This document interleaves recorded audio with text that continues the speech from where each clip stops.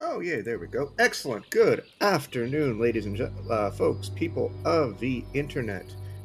Welcome back to Pillars of Eternity 2. I am the Olsen. I am your host for this afternoon's festivities. When last we left our five intrepid heroes, we were wandering around the lovely, lovely city of Neketaka. We just got here after our first major overseas voyage. And now we're exploring and getting ourselves involved in local politics and doing all of the good things you're supposed to do in an RPG. So, welcome to the stream. Last thing we did before we called it was we intervened in the Bardatto child dying in a duel. Yeah, it was a duel, and for nothing at all. And we intervened and made sure he didn't die. And I don't know how he feels about that. So, you want to have watchers? I'm not a who. Sure. I thought I was the only watcher. Meh. Anyway, welcome back to POE 2. See what kind of nonsense and silliness we can get on up to today.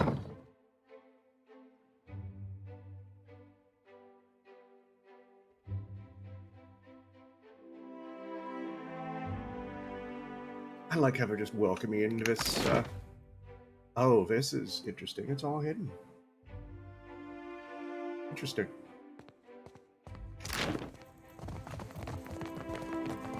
Usually, estates and stuff, they're wide open, but that means there's probably something in here of interest. Let's find out. I'm looking for Nira? Yeah, Nira. Is that what I want? I don't know my Bardattos. Alright, we have to reach Kahanga Palace in the Serpent's Crown district. I'm in the Queen's Birth. Captain Eldest wants to talk to me in Fort Deadlight after I blew up her ordnance. She seems okay with it in a really fetching, sarcastic manner. Captain Ferrante wants to meet me in Dunnage. That's also very scary. Jyoti wants more souls. Then I have a bunch of quests that are a little higher. And then I have to find Captain Redora. So all kinds of little quests that I need to deal with. We also are filling out the bestiary nicely.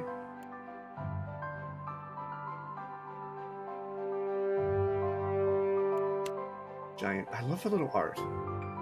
I got most of the DLC nice and settled, Tenwin. I got the free one, the Rum Runners one. So apparently that comes with Mickey. I got all the ones you have to pay for. I didn't install the Critical Role one because while I love the show with the bottom of my heart and recommend it to every single person, I don't want Grog in my game. He belongs in his own world, not this one. And there's already and if I really wanted Critical Role, every single cast member plays like 16 roles. But no, I didn't install that. Everything else though is installed. Did I install the Faces one? No, I didn't install that one either, but that's not a big deal. But I grabbed all the ones that have plot or characters or people or things of importance. So next time I go back to Fort Deadlight, I will pick up the Drunken Pirate and see what their story is. But we're going to talk to Nero Bardatto first. Laro has returned to the estate intact. Perfetto. Nero loosens her grip on the ledger. Too much Bardatto blood has been spilled in the name of Vengiata. I get the feeling there's still some unfinished business. Ak, nothing has been solved, only delayed. Here, for your discretion. Oh, thank you. I enjoy getting paid. She passes you a pouch of coins and adds a short mark to her ledger before snapping it shut. You have not met Mother, have you? Nira thumbs her chin, leaving a spot of ink behind. I'm certain she'll have work for someone invested in the family. Right, well, that's good to know. Where is your mother?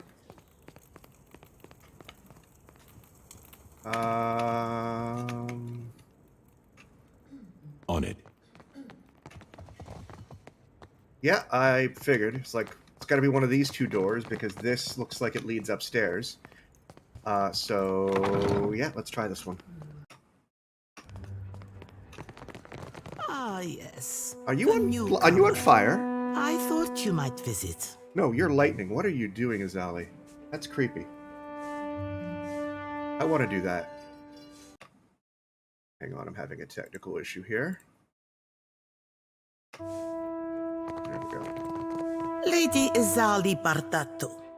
Custom dictates, I say, at your service. But I have not the time for such lies. Duly noted. She regards you with a cool expression, but stands with a fighter's poise. And is also sizzling with lightning. Please tell me how you're doing that. It's really cool. You saw my son dueling with the Valera boy. At least he survives to learn from his mistakes. That's true. Those who aid my blood profit by it. There are 4 options to finish this quest line you are working on right now. Okay, good to know. Good to know. I figured there were options. I'd probably get to choose between the families. When Valera and Bardatto cross each other, only blood and sorrow remain. Do you see your families ever making peace? Perhaps in time, if great Wodica judges us worthy of supporting the company. Wodica is not that great. I know, I've met her. Word has spread fast about the little spectacle at the docks. You've certainly caught everyone's attention. Perhaps the Watcher of Cadnua and House Bardatto can help one another.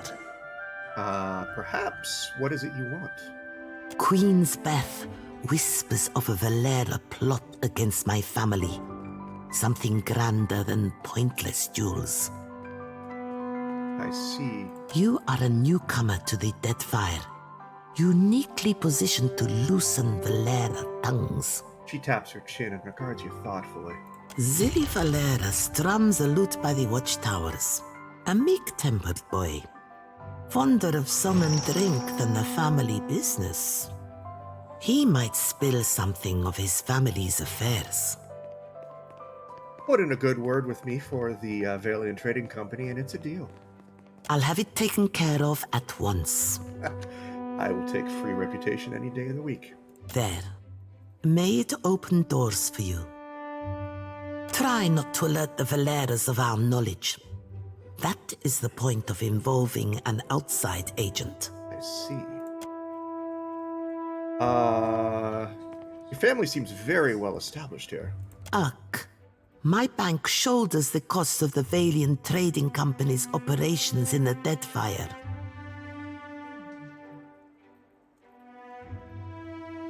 It is said that no Valiant may wipe themselves unless a Bardatto signature approves it first. I wish I had Palagina to what her reaction to that quote would be. If that's true, we gotta stop shaking hands with them. Thank you, Eder. I'm certain you've touched worse. Farmhand. Why are the Bardattos and Valera feuding? Because we do not belong in the same business. The Valeras are opportunists reaping the rewards of happenstance. I bet you the Valeras feel differently. They're little better than the pirates they're charged with slaying. Okay. Very self-deception, mayhaps. Thank you, Seraphin. I noticed something unusual. What do I notice? Your attention is drawn to Azali's desk. Among the assorted ledgers and documents sit a brass seal, still dripping with heated wax. The drippings have dried into an almond-shaped pattern which resembles the shape of an eye fringed with bird feathers. Alright.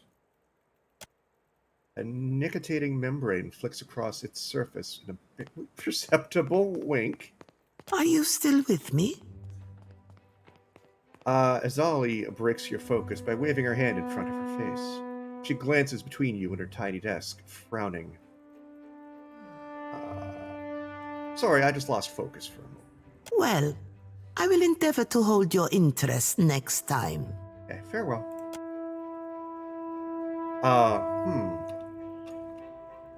That's creepy, but alright. A blinking eye. So Hylia? Maybe? Yeah, all will be revealed in time, I'm sure. Alright, back to Queen's Birth.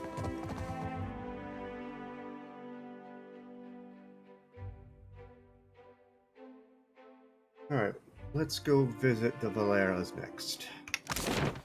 Which is where? Oh, they're literally next door neighbors. No wonder they don't like each other.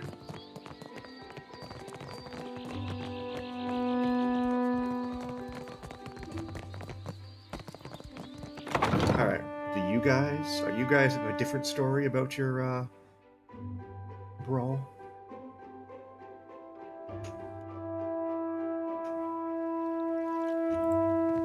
Aw, puppy. Okay, who do I want to talk to? Scribe. Valera Spellwright. Orso Valera. Orso second. Who else is out here? Servant. Valera Spellwright.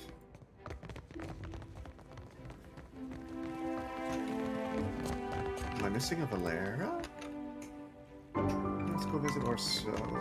Or is there someone back here? Which is it? Oh, hello. You're looking prettier than when you left, Orso. Merla, cut it out. Taught Laro a lesson, I did. Oh, fair enough. Okay. So you're of no interest to me.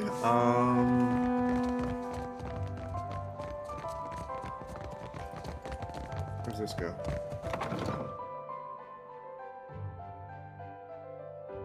Goes to a loading screen.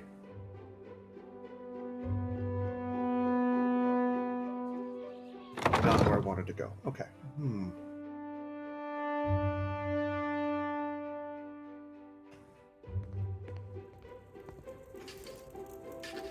When was it? Hour 19. Had some bad loading seeds, you're right. Alright, so,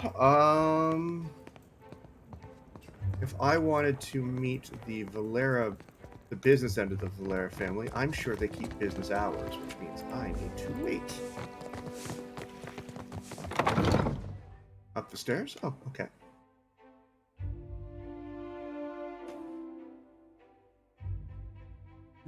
Do.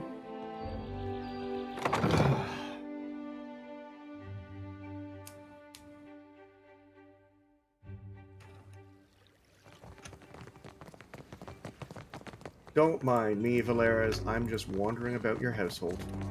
5 fully armed, swarthy individuals just wandering about your household, totally not casing it for later.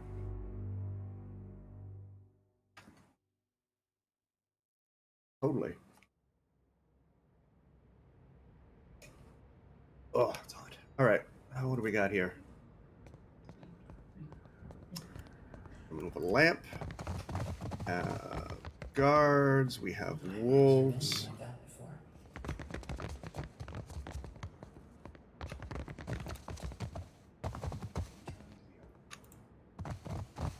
Lodgers. That's definitely a bedroom. I'm not welcome there. I've got it. Am I supposed to play nanny? Atello. They listen to you, Martino. Enough. We have a guest. Spoilers. A new okay, face in no. the Valera halls. Atello Valera's face is lined and weary, but his coat is tidily buttoned, his posture faultless. Folsom, at your service. Courtly manners are welcome here. He inclines his head. You kept Laro and Orso from the beyond. We could use such a mediator. I see, could you? Martino has need of muscle and brains outside of the Valera house. Is that so? Tell me about the job. Let me take point on this one, Father. Martino pats Atello on the back and turns to you with a more severe, businesslike expression. Some royal Deadfire crews have lately taken to pirate hunting. One such crew has been boasting of their victories near the Wild Mare. singing their Rauatai songs and making our clients anxious. Wouldn't a success at pirate hunting make your clients happy, or are you gentlemen in a less...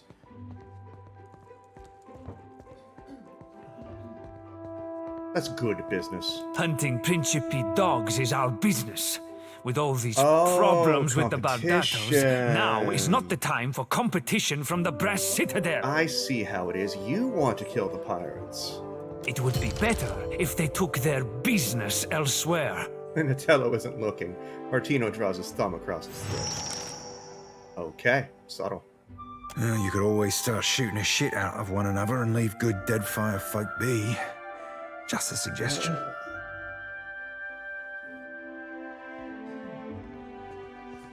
Alright, let's just nod. Come back when the Rauatai dogs have been dispatched, dismissed, or dismembered. Dispatched, dismissed, or dismembered. Alright, so you're leaving me options. I'm good with that.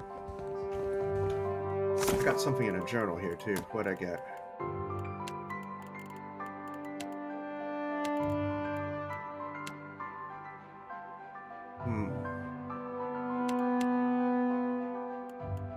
The Wild Mare. Pride. Okay, cool. Cool.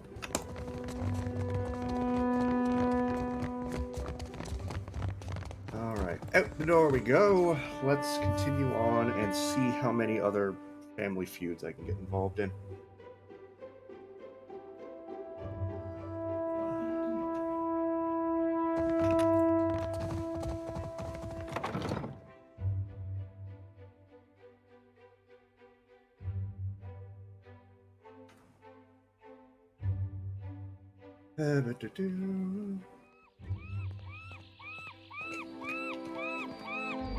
Plenty of opportunities for a 20-second ad break there, Twitch, even though I'm not an affiliate.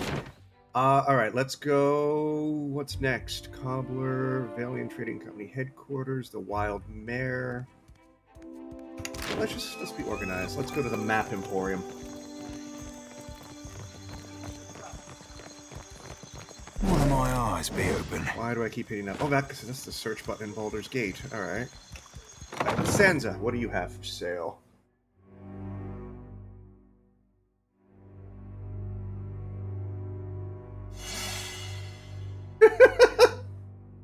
Friendly place? This is the Carrier of Explore Islands quests. Okay, alright. Well, let's chat with Sansa. What this is? Oh, hello. Welcome to my shop. It's such a pleasure to see a new face. Sansa hi to his dog. Where's his dog? Alright. Oh, there they are. Sansa bounces back on his heels, a wide grin plastered on his worn face. How might I assist you?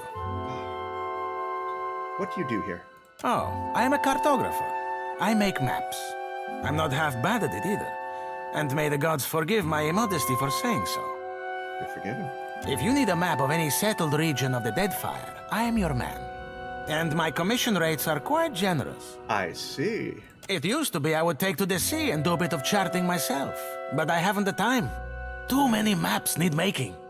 A shame, too. There's a whole swath of the Deadfire I've yet to see.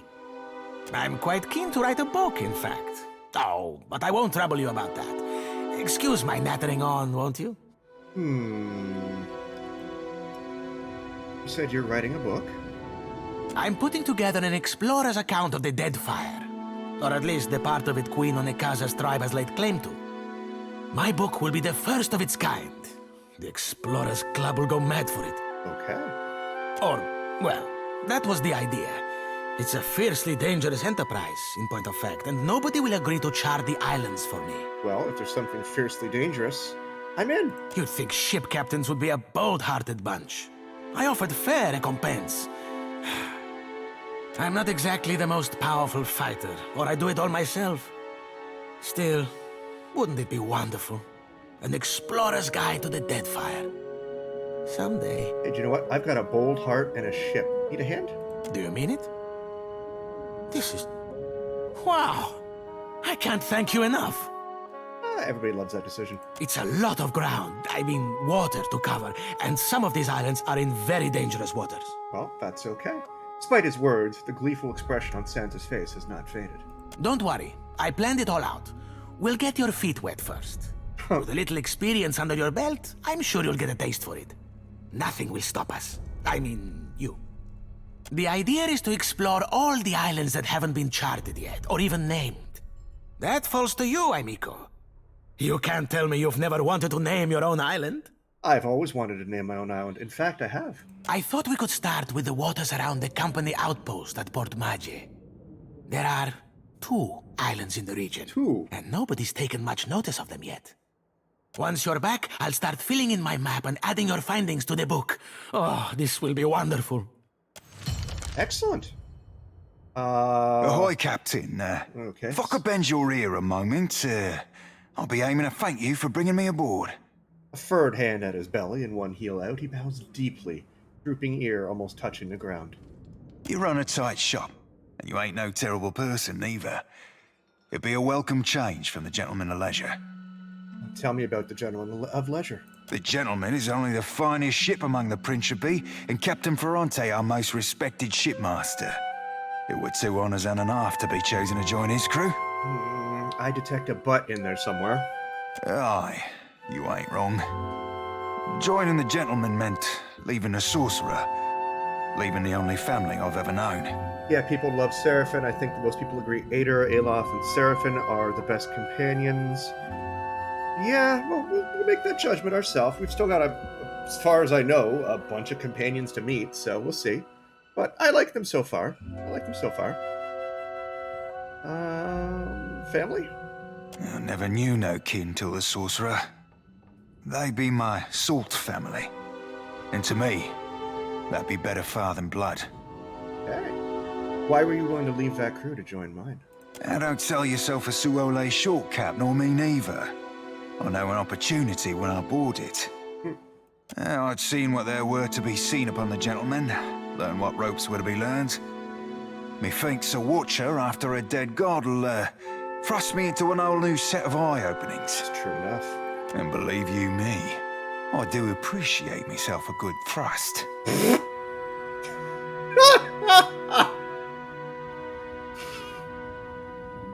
So, just for the mental picture I'm getting, because he's a little blue guy, I'm almost picturing it as like Grover from Sesame Street saying these things, and it's wonderful. He's a mountain climber, Jesus. You're welcome. I'm glad you're with me. I've a gift for you. This trinket be from one of the first ships I hunted. Malnage would have snatched it had I not found the perfect hiding spot. So where'd you hide it then? I know were I to tell you that, you mightn't want it no more. I've seen Pulp Fiction. I know how this ends. Just a jest, Cap. Nay, I tucked it away in my beard. Didn't wear braids back then, so my hair caught about everything from feathers to fish bones. I was hoping it's a small trinket. Malnar shook me down for plunder after each raid, and I figured out she wouldn't go nowhere near my beard. Said my face were like a saw rip fetish.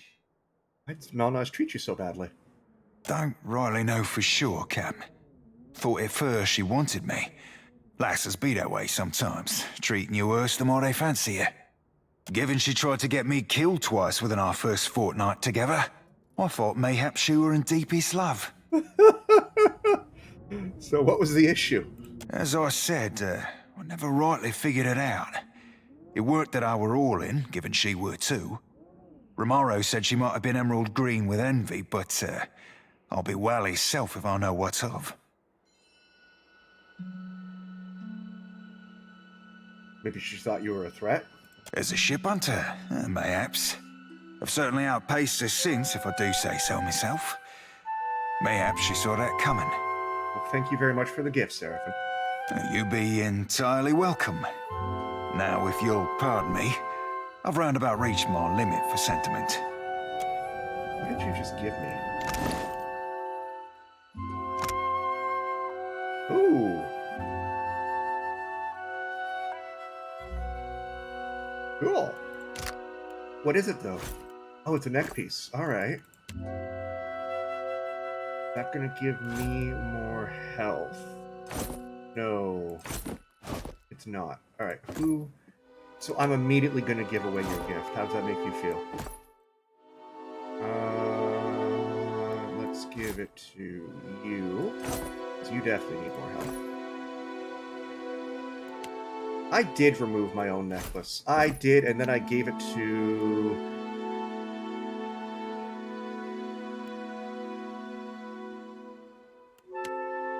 Yeah. Thank you.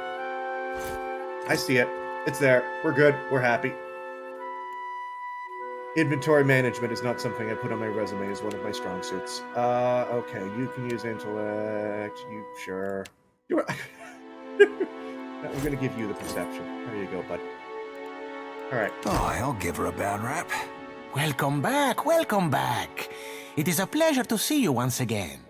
Tell me, how is the sailing? Smooth? Nothing to delay your expedition, I hope. We'll see. How might I assist you? Nice dog. You think so? He is a magnificent beast, isn't he? He's been a bit low lately. Between you and me, I think he's heartsick for the sea. Am I going to get a puppy crew member in a second?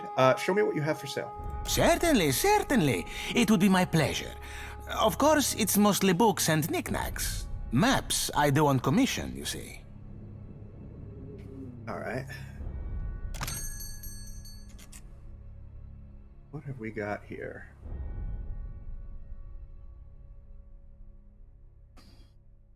That is a unique grimoire. It's expensive.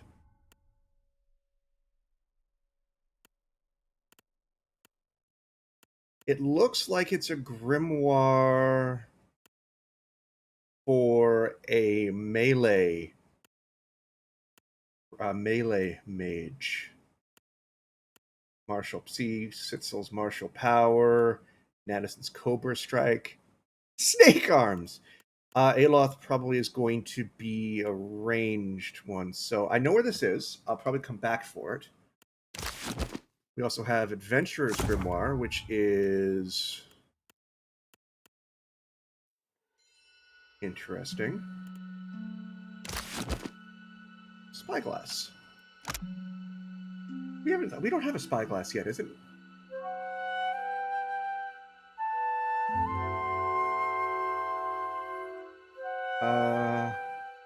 They're pricey. What else we got here? Pillars of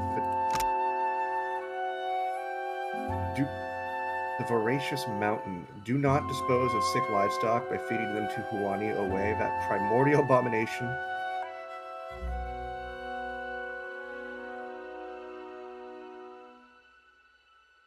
Should I take notes? Okay. The Hellfire Colossus.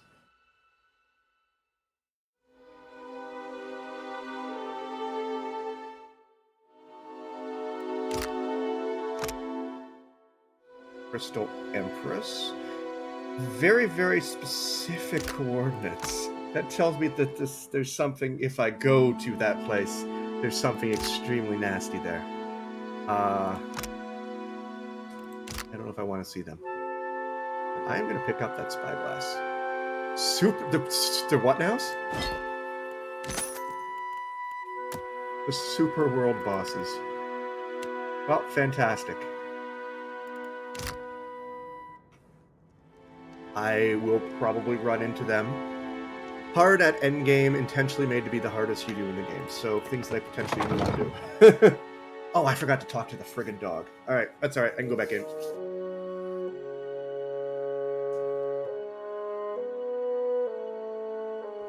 So, places to avoid. If I see a living mountain, I will turn my ship around 180 degrees and I will sail the other way. I can't talk to the dog. He's cute. I can talk about the dog. Oh well. Moving on. As we wait for the loading screen again. Always got to acknowledge the dog. Yes, that we are We are Eder-coded. My Seraphim, is there anything you have a hard time with, aside from humility? Spoilers, Tenwin. I reckon I'll be half handsy at most things. More so all things piratical. If only we were all as confident in real skills as you are in imagined ones. You'd be right surprised how far confidence will take you, lad. Were you ever to give it a try? Piratical. That's a great word. All right, Luminous Adra The Mill. Queen is holding court today with the Valians and Rowatan.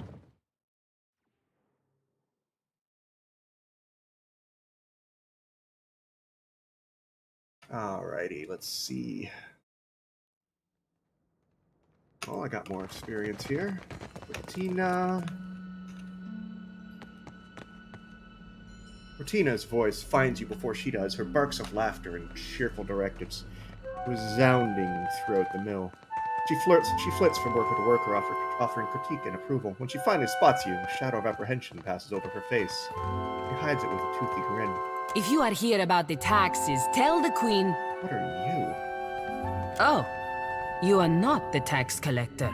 you? She narrows her eyes, her hands twitching at the hilt of her blade. Oh, okay. Am I not supposed to be here? What business brings you to my mill?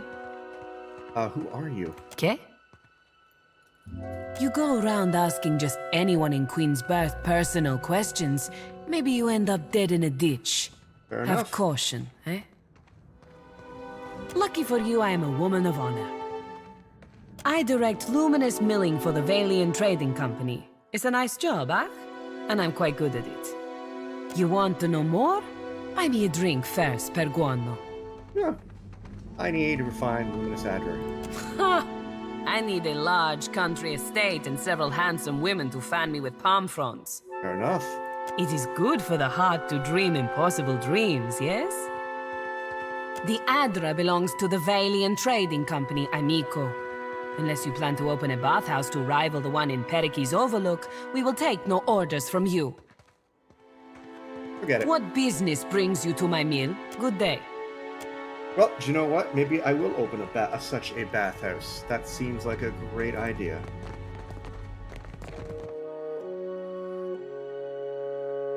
And it'll have blackjack and hookers. Like the bathhouse. Alright, what have we got now? Are you another puppy? You gained an item, Abraham.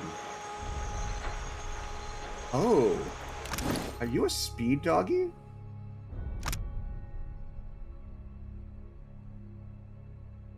Oh, you seem nice. Well, Abraham is following you around. Your recovery penalty from armor is reduced, so you attack faster. And your party members will regain some health when they kill an enemy. You are a puppy of haste. I'm into that.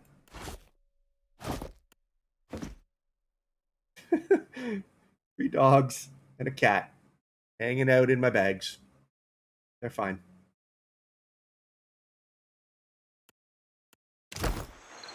Oh, you're a black lab. You're so cute.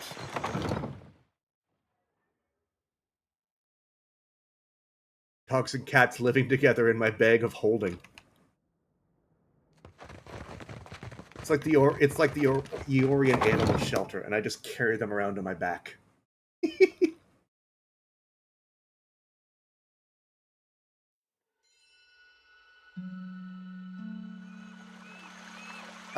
Okay, so next up... You're a follower of the light?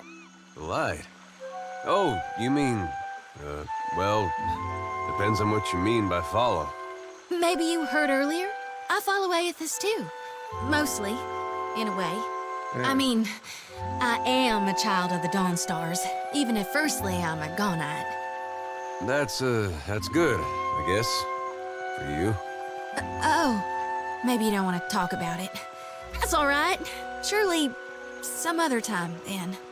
Was it the way I said it? Or maybe I'm in need of a washing. So that is... We were just starting to see... I really don't remember seeing any banter at all the last couple episodes. Now that we've gotten to Neketaka, they're all chatting with each other, which I like. Let's see. Jody likes me. Hader likes me. Seraphim likes me. Aloth, not so much. which I guess is understandable. Seraphin and Alof just don't get along. Yeah, I pissed him off. What did I piss him off? Oh yeah, I said there must have been something you can do. I don't know. That's okay. Lots of time to recover. I'm sure. He won't leave the party right away. Alright, I've been everything on this street, so let's visit the Valera Trading Company next.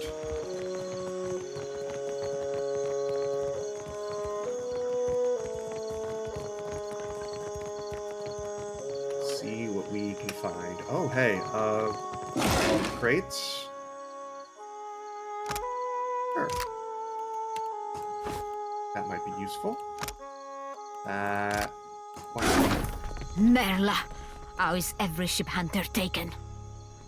I don't know. Who are you? Enya. Alright, I'll get you in a minute. Take this river reed first. Excuse me. Locked. Let me in? If you've come on business with the Valera Trading Company, it will have to wait until morning. We're closed. Okay. There's no need for you to be here after hours. Move along. Well. Hey, I wanted to ask you something. It's about Shodi. What do you want to ask? She means well. I can see that. And she's spirited, and if I was still young and didn't know the things I know, it'd be different. Okay. But anybody got that much faith in any god, let alone Aethys? I don't know how to talk to someone like that. Not these days. I get why she's like that. And I was there once, long time back. I'm gonna have to give him serious advice now. But it's 'cause of that I can't see a way to respect it. Oh. I'm no good at hiding it from her either. I don't see this getting better. There's more to her than you're giving her credit for. Doesn't seem like she's any different than what she shows. She's a Dawnstar, but she doesn't worship Aethys. She worships Guan.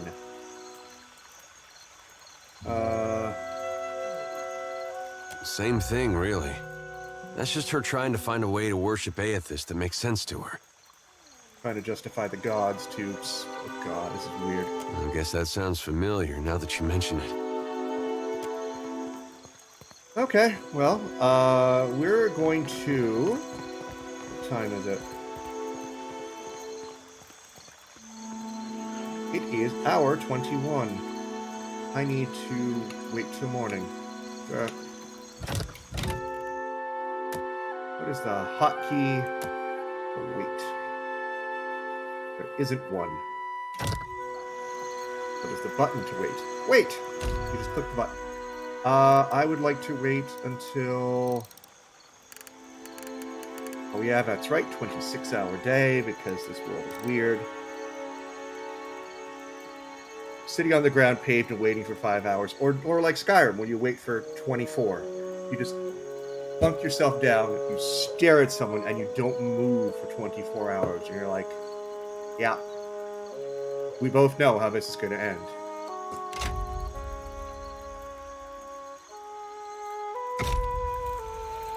Alright, guards are gone.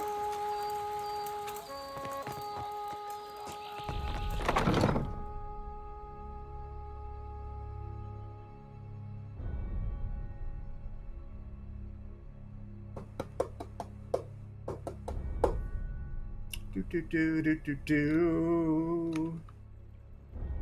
Okay.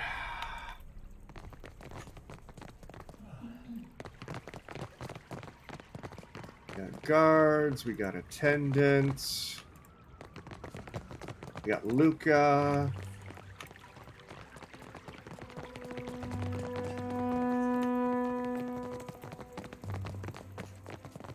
Give me a minute.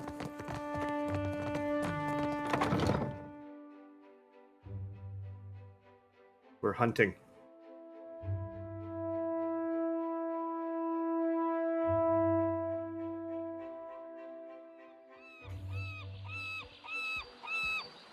Let's go. You first. Short. Piratey. No sooner do you approach the Valian woman that she squints and turns up her nose, regarding you with thinly veiled distaste. Well, thank you. I just met you. I only deal with serious clients. Now shoo. Excuse me? Done. You are dismissed. Madiko. But it is impossible to find skilled work when every competent freelancer wastes their shore leave in the wild mare. Okay, I'm not a competent... I'm the fucking Watcher. I'm a competent freelancer. When blood travels south of their brains, the value of a good bounty is forgotten. You give out bounties. I could take some off your hands. You, a nameless face of the streets? She thumbs her chin and gives you a thorough looking over. I do not make a habit of shepherding new talent, but... there is a seed of potential. Thank you. She sighs to herself and peers over your shoulder before giving up and addressing you directly. We will cut your teeth on Biakara, a Huana sailor and would-be patriot who plagues company ships. Sure, I'll take the bounty. Gelarde! Biakara sails a voyager's scale of Tangaloa off of Hasongo's northeastern coast. Okay. Who is Tangaloa? Oh, it's... it's Barath. Okay, cool. That's a question. Questions? Ask your questions, Aimiko. Why aren't more sailors accepting work? But I blame Luminous Adra. Our privateers are busy escorting shipments out of the Deadfire. Everyone is rich, no one is hungry. That doesn't sound like a bad thing. Where are the Casitas willing to sink their enemies for a bag of pies, huh? Drunk on success. So, in other words, it's not so much that you can't find sailors who want to work, you can't find sailors who are willing to work for your price. Got it. Farewell. Capitalism ho. What is the story between you two? The young Huana wears a disconcerted frown. He meets your approach with a flicker of a welcoming smile and dies down quickly. Please, I must ask a favor. He shies back from making eye contact, keeping his head lowered. What say? Do you have business with the Valian Trading Company? Well, what seems to be the problem? My people of the Dwape. We signed a contract with the company. Ueno looks towards the headquarters with a despondent frown. We were not understanding the terms at the time. Oh dear, oh dear, okay. I wish to, let's say, renegotiate. But the clerks turned me away. Tell me more about this contract? My father, the Ranga, took payment from the company. In exchange, they dig for Adra. Okay, that seems reasonable. He did not understand the Valian way. When he dies, the Outlanders will claim our island for themselves. That doesn't seem quite as reasonable. Father has fallen ill, and the clerk, Luca, stands by the agreement as surely as if it was stamped in his skin. I'm guessing...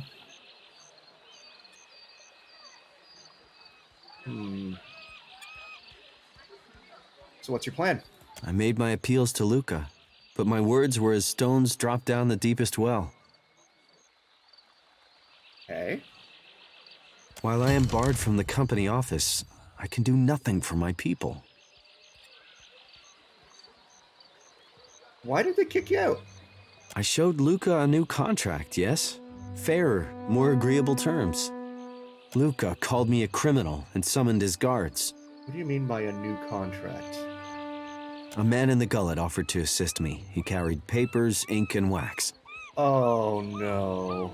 He helped to write a new contract in the Valian way and to fix the correct seals.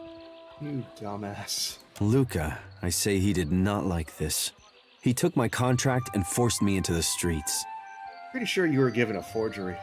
I do not know this word. I would fix, but Luca will not give me the chance.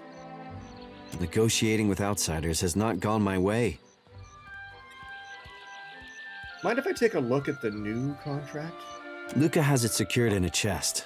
Tangaloa's draws such trouble for parchment, I say. I'll meet with Ms. Luca. Maybe we can arrive at more agreeable terms. Maybe. Akira, my thanks. I will remain here by day until justice is done. Okay. A lot of ways to have this solved. Oh yeah, I'm sensing there's a lot of ways that can fix this. This is me. I am the Olsen, and I fight against capitalism in Eora. I am... It's Disco Elysium all over again. I'm a communist. Okay, cool. Did I get a quest for that? I did. Cool.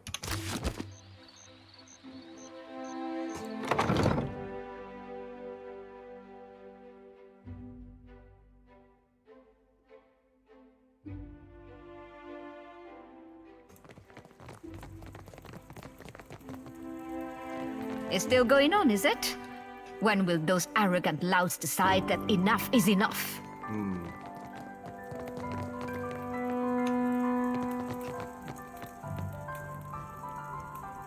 Nothing in here. Where's Luca?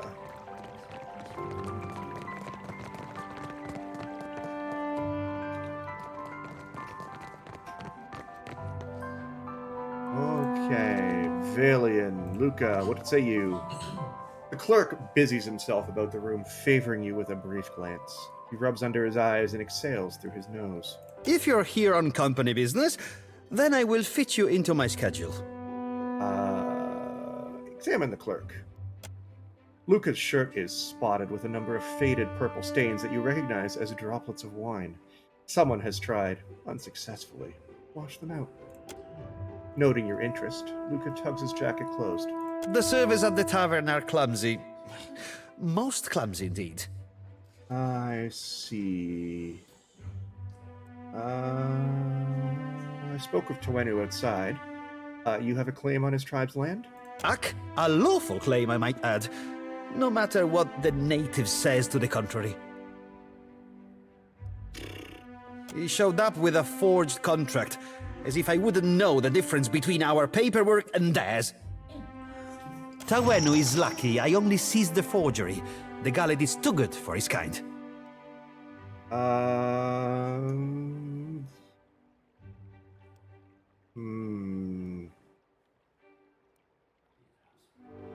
There must be some agreeable way to sort out Tuenu's problem. Your villager friend would do well not to stand between the company and our prize. I see. The company is allowed to solve problems as we see fit. And right now, Tuenu is a problem. Oh, that's hostile. Besides, lying is second nature to the Ranga heir and his ignorant cliente.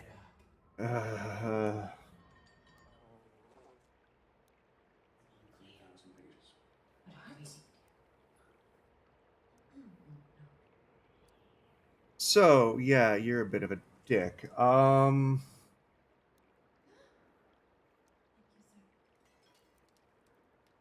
What's the purpose behind such a contract? Simple enough. We take on the burden of caring for the tribe in exchange for luminous Adra rights. Tuenu is myopic if he thinks his tribe can thrive under a Ranga in this climate. Talking about the Dwape homeland, this isn't right. This is the homeland they signed away for money, Ak. I can almost guarantee the company will put it to more dignified use. Keep negotiating like this, and you're going to drive the Huana into the arms of the Royal Deadfire Company. This is... Ak, true enough. But breaking a contract for diplomacy's sake is simply not done. Would you rather reason with my fist? No. The company loses nothing by letting go of an island they never had. I would be remiss to uphold one contract to the detriment of our operation. Go on, then. Some of us have more important duties. I managed to out-talk the racist capitalist. Hot damn.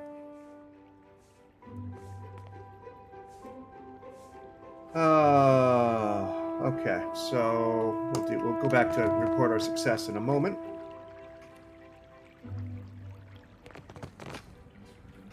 Wario probably loved me, so I'll let him in.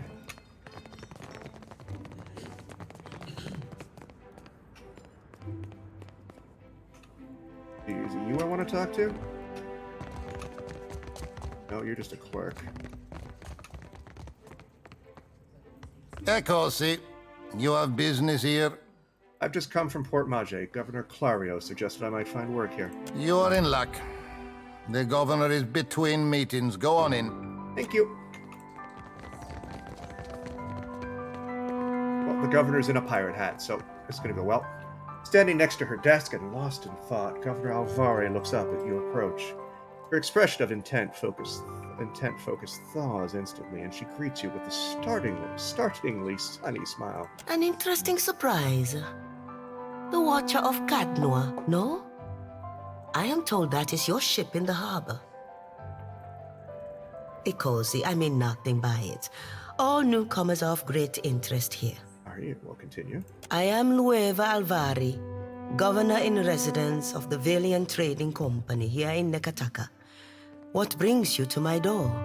I come from Port Mage. Governor Clario suggests the Valiant Trading Company might have work for me. Generous of him. I am a little surprised he gave you up, to be honest. His operations on Port Mage must be going more smoothly than reported. How much do you know about the Luminous Adra trade? I know Aethys is looking for it. Funny. I thought the Dawn Stars were the only people we didn't have to worry about. Okay, so now everyone is okay with the fact that I just mentioned a giant human a giant statue wandering around. Every viable deposit is of interest to us. Cartographers, surveyors, at any moment we have a dozen expeditions underway. Some weeks ago, we received word of a large quantity of luminous Adra on a distant island. Pukokahara. It is not charted on any of our maps. If it's not charted on our maps, how do we know its name? However, Pukokahara is said to neighbor the island of Tikawara, and we've already made contact with the natives there. We dispatched an expedition to Tikawara with instructions to locate the Adra site and determine its value. Our people have neither returned nor sent any word on their progress. I see. Alvari spreads her hands in a gesture of helplessness. We are too long delayed, and someone must finish the job. A watcher can determine if there is essence in the Adra, if it is worth the trouble and investment to remove it. Information for which we are willing to pay. This seems sketchy. If I'm willing to sail to Tikawara, I'll need to purchase some supplies. Yes, I take your meaning. Here, a taste of what's to come. Sure, thank you. This will be of some use to you, I think. It entitles you to act as a commissioned agent of the Valiant Trading Company. Present it and you will be recognized as such. Why, thank you. Until then, I believe we are finished. Return here once you have word of our agents and our prize. Oh, and take care upon the open sea. There are greater hazards in these waters than a few pirates. I have cannons. That'll help me against sea monsters, right? Right? Alright, cool. That's 2 more quests. Phew. I'm busy. Good lord. Okay. Moving right along.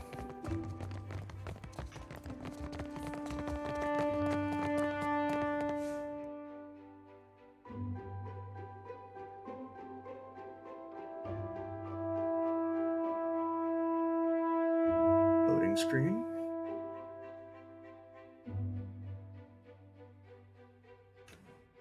Probably a lot of thievery up here, but I don't really want to do that. That's all locked up. That's someone important's office. Put in here. Pesca. Alright, we're good. Okay, I don't want to steal from you.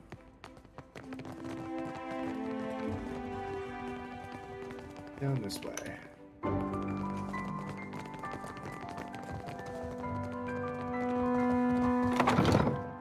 Second floor exit on Queen's Berth.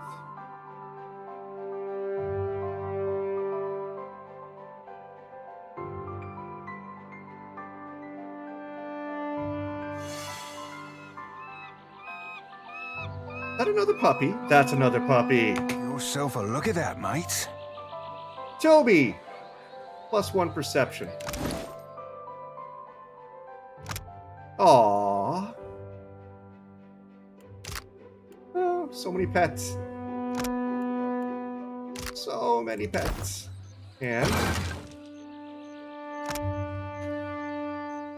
Missives of the Hand Occult.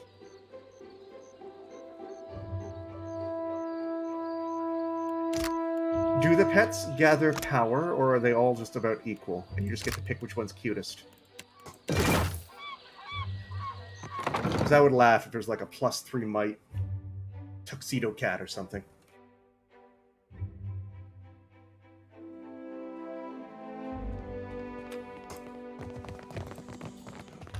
Alright, let's go and tell that tribesman that I've saved his lineage. Usually all about equal, it's about what you prefer, so either the secondary effect or the cutest.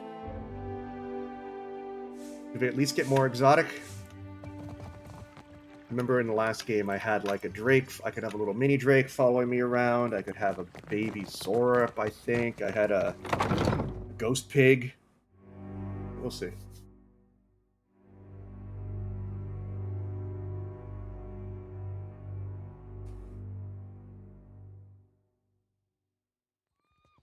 Alright, buddy. Calais. We'll deal with you in a second. Akira, you return. What say, friend? Luca, listen to reason. The Dwape will keep their island. Akira, I cannot believe. A light after our long sorrow. My village is modest, but I came prepared.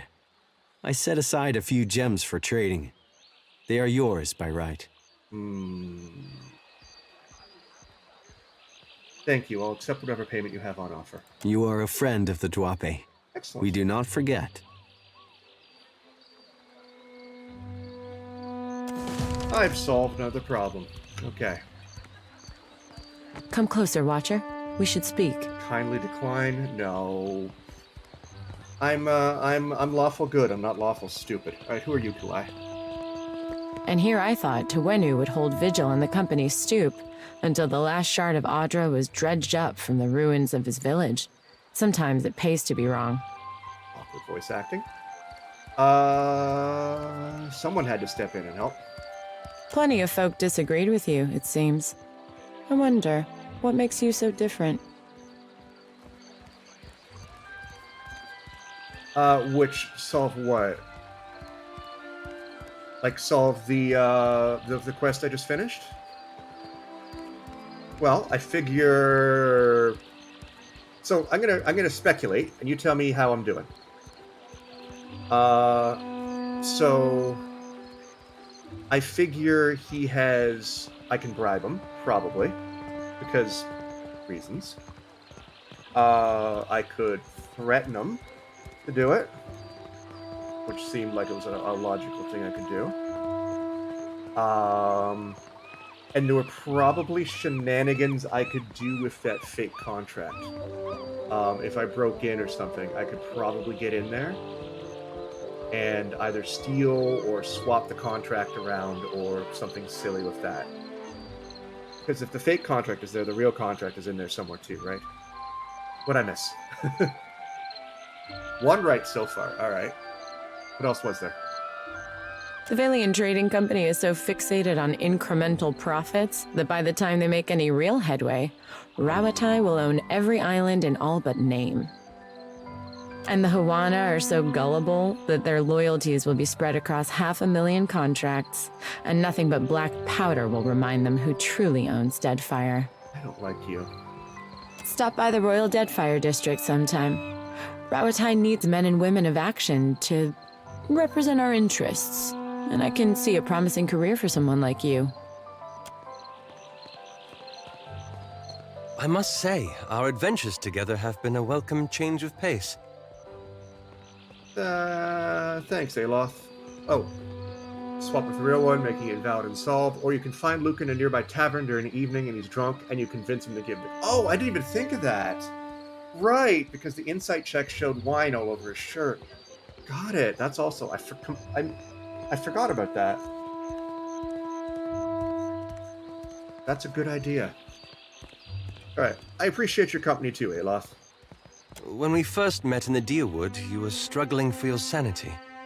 Now you're fighting for your soul. Oh no, my sanity is also shot as well, bud.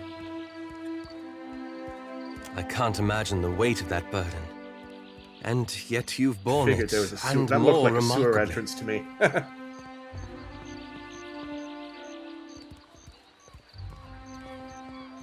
Alright, things have gotten dire, but I won't let that get me down. That's precisely what I mean. The gods have sent you after Aethys, and every power of note in Deadfire has their own plans for you. That puts you in a position of incredible influence. It does. I've known you to be a person of rare kindness. Still, I'm pleased to see that you don't take your responsibilities lightly. I merely...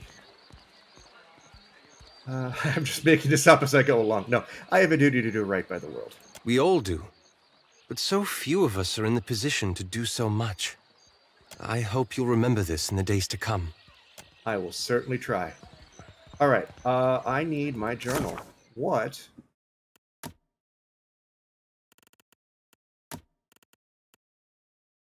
Come on, give me... Royal Deadfire Company. Oh, okay, so the Royal Deadfire Company are not pirates. They're just a rival trading company. Got it. So we have two trading companies. Cool. Fantastic. Military Navy. Got it. Alright. Alright, who is up? Let's go back up this way next. I want to visit that cobbler. I'm assuming they have shoes. A giant? One of the raccoon? No, much bigger. Such is the rumor. Sounds like sailor tales to me. In the market for decent footwear? I am. You won't find any cat leather around in my shop. Some of us hold ourselves to a higher standard. Okay, if I find you selling cat leather, my friend, you're getting my morning star upside the head. Of course. I won't accept Come that. take a look. I'm a cat lover. I'm a cat person. Alright, what have you got? Cobbler selling hammer and chisel. Sure. Sure. And leathery wings. 10% stride. Or stealth. Alright, fair enough.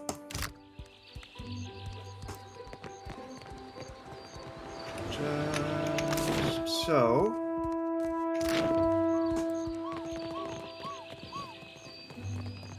This is a watchtower, right? It is, and look who I found.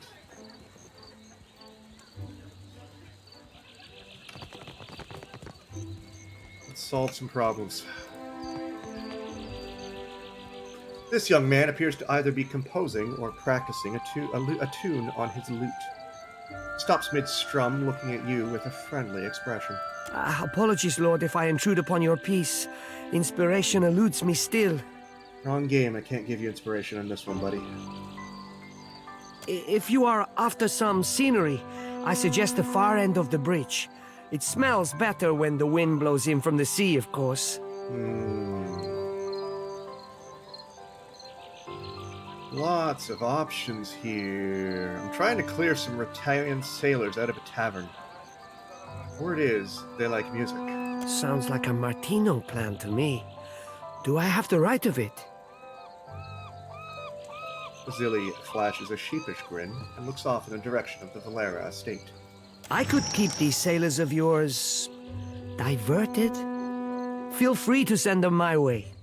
And so, no bloodshed. I like that plan. Right shame there ain't more of your type quicker to the fiddle than the flail and flog. That's very well put, Seraphim. Thank you.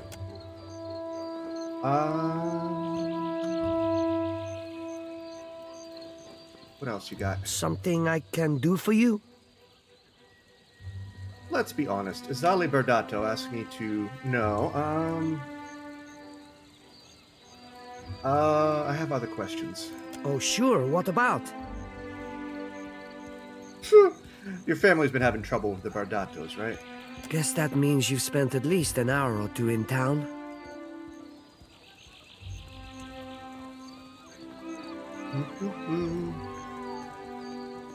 A blood feud doesn't seem like the kind of thing you can sit out. I had hoped to do just that. But it doesn't seem that my hopes have any bearing on the matter. Whatever Persa is cooking up, it's only going to make things worse. Persa? I caught cousin Persa running her mouth off about the job Belder got her involved in. More names? Okay. Persa's been spending time in the Gullet, in the tavern down there. Maybe she could tell you more. Okay. Sorry. I guess you got a mouthful, huh? I really ought to get back to my loot. So the Gullet being the low rent district, I suppose.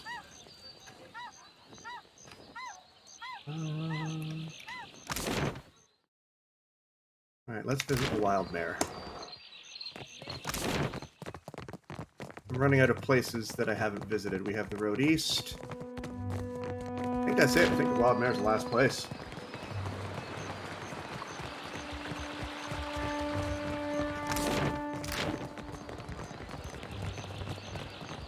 I like how one thing I do appreciate about PoE 2 more than PoE 1 is when I click on a place off screen, the camera follows them. It's a little thing, but it's a nice thing. Alright, probably lots to do in here.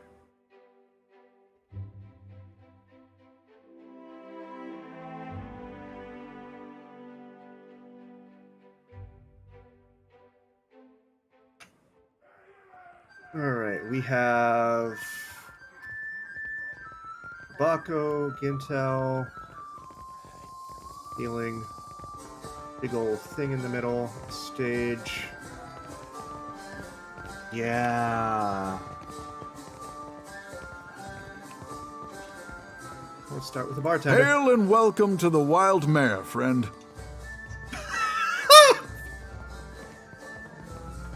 Oh, that voice. A jovial man at the bar grins and motions you closer. His arms are corded with thick muscle and cross-hatched scars. Now, what can I do for you? That's better. So it just sounded... It's Sam Readable, but he just sounded... He tried to do a deeper voice than he probably should. It sounded better his second line, but his first line was very much, I'm putting on a fake voice for fun. Alright.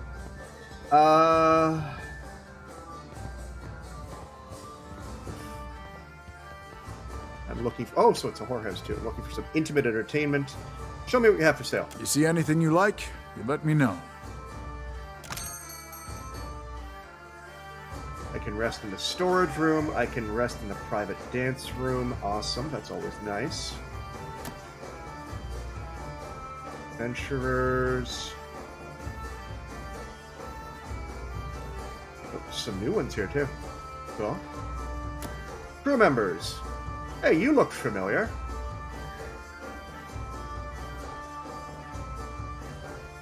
Novice helmsman, novice deckhand, novice cook, cannoneer, novice cook, novice deckhand, novice surgeon, novice deckhand.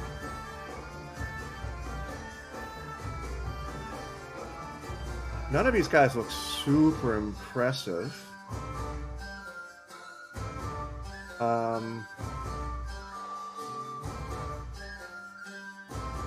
Yeah, but I have to pay them all, right? Like, if they're in my inventory, I have to pay them all.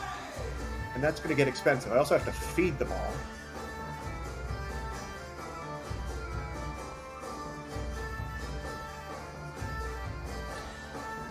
And isn't my crew full? Like, where am I putting them?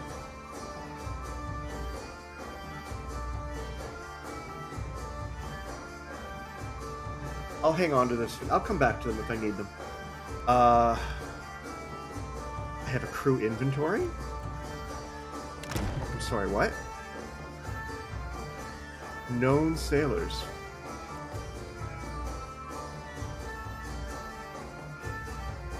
I see.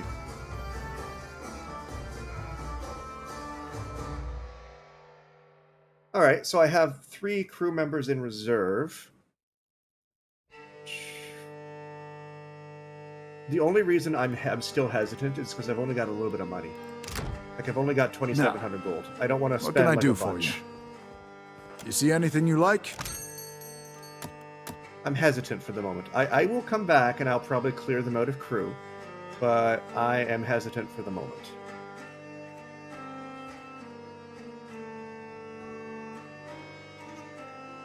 Are there like crew members that I can buy that are good at certain things?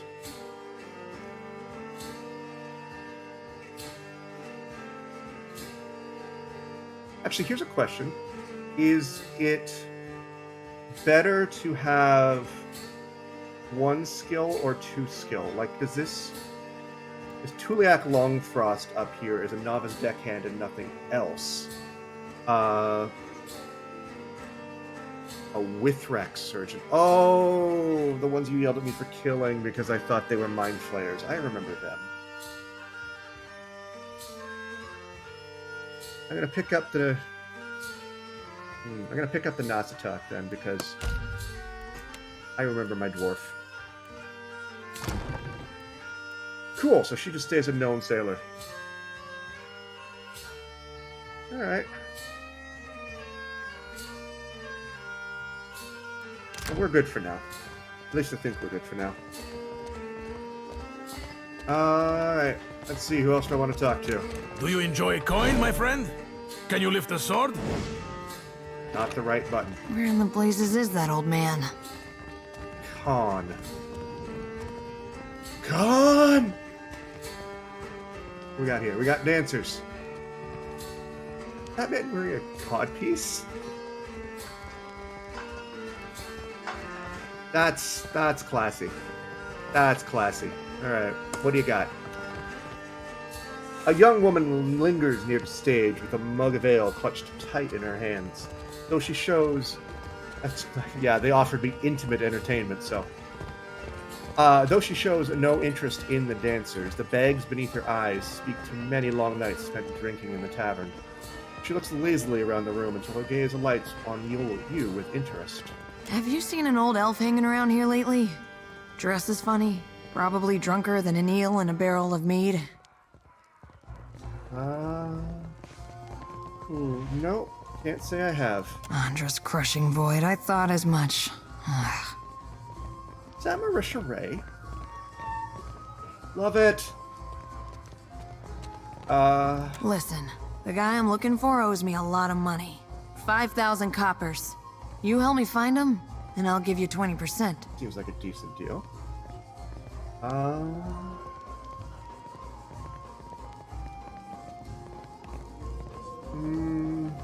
Who owes you money? The drunk old goat I was pestering you about, Oswald. Like the credulous fool I am, I gave him a loan and he ran off before paying me back. Deal. I can't thank you enough. No one's been willing to so much as tell me the date until you came along. The man I'm looking for, Oswald, was especially fond of one of the courtesans upstairs, Analis. Okay. If you return to the Valian Trading Company headquarters, you can add Luca to your sailors, not that you want that. Why would I want a racist clerk in my crew? Maybe you can get more out of her than I can. She refuses to speak to me, the snippy little cur. Have you tried being nice? She wasn't receptive to my particular charms. Let's see you do better. Fair enough. Maybe you can get more out of her than I can. Come find me after you've talked to her. I'll be here. With my beer. Alrighty, let's see. Who's left his names? Captain Redora. In magenta. Alright, Aboko. What have you got to say, buddy? Hello, my friend. I knew our paths would cross eventually. How do you know me? Avalian shouts over the din of the wild mare to get your attention, turning a great many heads to study your exchange. He takes a hearty swig of his tankard. Do I know you? Not yet, but I know that we will be fast friends. Really? Tell me, you are the one who sails that fine ship, Huck? Yeah. Terrorize the docks with spirits, Huck? Yeah, definitely. That would be me and the jackdaw. The Olsen, captain of the Jackdaw, at your service. I am Aboko, and I am positioned to offer... I have opportunities for... You didn't practice this, did you? He clumsily unfolds a sheaf of parchment. The tankard slips in his grasp and spills ale down the front of his trousers. He gawks down at himself in horror. 1,000 times I practiced my speech. Merda. Never did it go this poorly. Here, you need this more than I do. Agrasima, do you know what my problem is, amico? He accepts the tankard and drinks deeply. I love how I just had an ale for that. I am supposed to be in the business of giving bounties, but I know no one who hunts them. What a coincidence. No one will unfurl their sail for my humble payments. But I must start from the bottom and work my way to the top, huh? It's true. What bounties do you have available? You will take the job? You will take the job. I like how so far the people who offer bounties are not the... Like, everyone in POE 1 who offered a bounty was just there. These guys, I'm dealing with the amateur bounty givers, and eventually I'm sure I'm going to meet the ones that are all professional and high class, but these guys are, new at their job with the low-end bounties, and I think that's funny. The shock that I'll take it. Agrasima. Something special for my first hunter, then. He drains the tankard and tucks it under his arm to retrieve his sheaf of notes. I will start you on Marian, the mad animancer. She tortures her victims with unspeakable treatments before casting what's left to Berath's will. Pretty sure I killed her. My contact saw her leaving Port Mage and heading west of Mage Island. Yeah, about that. My first bounty to pay off. An exciting day for us both. Abako passes you a small pouch of coins. Excellent. Maybe it's not much, but as I make more deals, more pyres will be available, Ak. Well, what bounties do you have available now? I finally managed to land the rights to a bounty of value. You may not like it. There is a thirsty drake who roosts near an oasis northeast of Mage Island. An important site for refilling canteens. I do like killing drakes. The local tribes call him Purakeo, after a sea dragon of legend. Even so, they have no love for this water thief. Agrasima, you have but... I do enjoy killing dragons, so I will kill your drake. Alright, Captain Redora, what's your story? You say I cannot down the rest? Watch me, amico. A Valiant sailor raises her tankard and arches her back to invite a torrent of ale down her expectant mouth. That is a very flowery way of finishing off your drink. I appreciate it. Well done. Holding this pose with nothing to show for it, she taps the tankard's base and furrows her brow at its apparent emptiness. Her companion shakes his head and focuses attention elsewhere. Madico, it is no wonder I thirst. As she wipes her mouth with the back of her hand, her eyes widen and meet yours. Ado, why do you stare?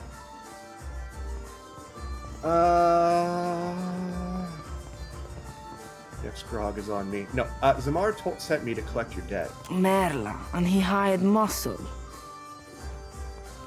Sorry. Sientere, but you are too late to collect. She holds out her palms and flinches at the blow that doesn't come. A gang in the northern alley stole every coin. I cannot hire a crew, much less repay Zamar. Why don't you tell me what happened? Wizard lights drew me like a moth to the alley north of the wild mare. I see. And the blow to the back of the head that followed, Merlight hurt. Touches a spot behind her ear and hisses. Then a wolf sat on my chest while a group of thugs went through my pockets. A wolf? It growled like a thunderstorm and drooled on my uniform. Fedora pats a stain on her shoulder. Didn't the Valeras have a bunch of wolves? I stumbled back here and traded all I had left for the comforts of the mare. Sounds Zamar is having some pirate trouble. Could this gang be connected, maybe? If they wanted Zamar to thirst for coin, it is possible. Botzos will regret it when I turn my cannons to their mast. Fedora raises her empty mug as the vow is struck. Those the cannons you be waiting for Zamar to cast you? Because I'd be seeing more holes in that plan than in any Principe mast's future or no.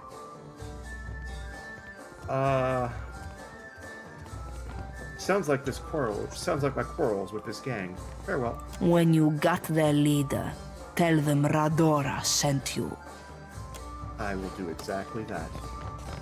Alright, let's go visit the folks upstairs.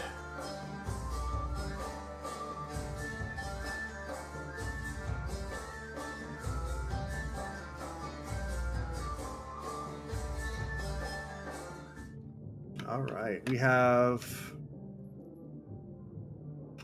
Huh. Who's up here? Wealthy gentleman. Wealthy gentleman, we have Ymir. Which is... What could be in the couch cushions of a whorehouse? That dolly thing is? I'm not sticking my hand in there. Maybe I am. Charm belt that makes you move faster.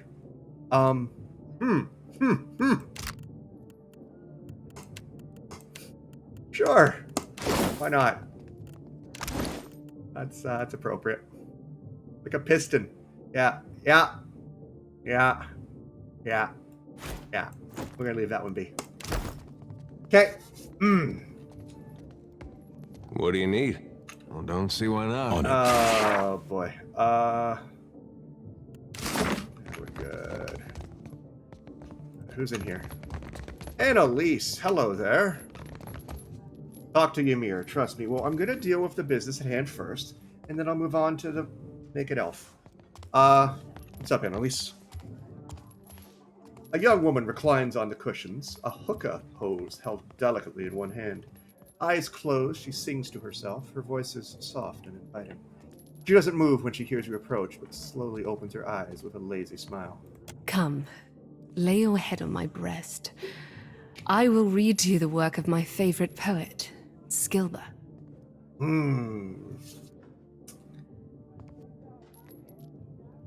Tell me about yourself. It's futile to attempt to summarize the whole of a person in simple words. How to capture their dreams, the desires of another, their feel and taste. But I appreciate your curiosity nonetheless. I am an actor. Trained from childhood. Difficult for you to believe, I'm sure. Teasing smile pulls at the corner of her lips. Her voice is wistful, almost melancholic. My troupe were my family, and we traveled the whole of the Adir Empire, performing the classic literatures to cheering audiences.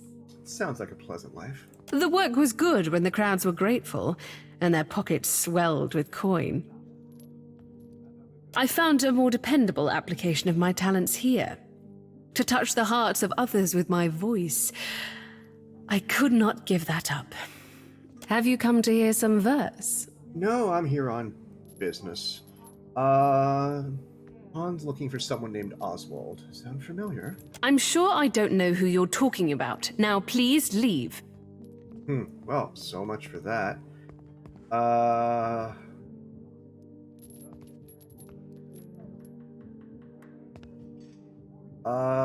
Lots of options here. It's clear you care quite a bit for him. Let me help. She chews on a knuckle, brow furrowed, deciding whether she should trust you. Then she sighs heavily and gives you a sheepish smile. Oswald has visited oft of late. He's a sentimental old man, and he longs for the words of our homeland, Adir. I would often read the old epics to him in their original Eldadiran. Woman of language. Her eyes gain a distant, unfocused look, and a wistful smile spreads across her face. He's grown paranoid recently, however, always muttering about the shadows following him and other such nonsense. It was quite unnerving, frankly. He came to me in a panic a few days ago and shoved his journal into my hands. He told me he'd be back for it, but I've not seen hide nor hair of him since. I see. I wonder, perhaps his journal would help you find him? Here, take this key. You'll find the journal in my armoire. I see. Okay, well, let's, I've got it. Oswald's journal. Goddag. This afternoon I walked the streets of Neketaka and felt an unusual spring in my step. Sworn I saw one turn to face me. I have many enemies, as any man of a roguish adventurous mean should, though none have cause to search for me here. I know these shadows must be a trick of my mind, but still I am uneasy. Entry is written in a shaky, wild hand, clearly penned in great haste. As I put me down to bed this evening, I heard a faint whispering beneath my window. I always leave it open to better catch the breeze, and thanks be to Hylia for it, or I might have been none the wiser. However, when I went to investigate, no one was there. And yet I know I heard voices. Maybe old, perhaps even paranoid. Not crazy. I must leave this place with all haste. Gods protect me in my flight. On the next and final page of a journal is the symbol of Wodika, a broken crown scrawled in a deep red ink. Huh. Let's see. Okay. Well, that means very little to me, but hopefully it means something to someone. What else we got?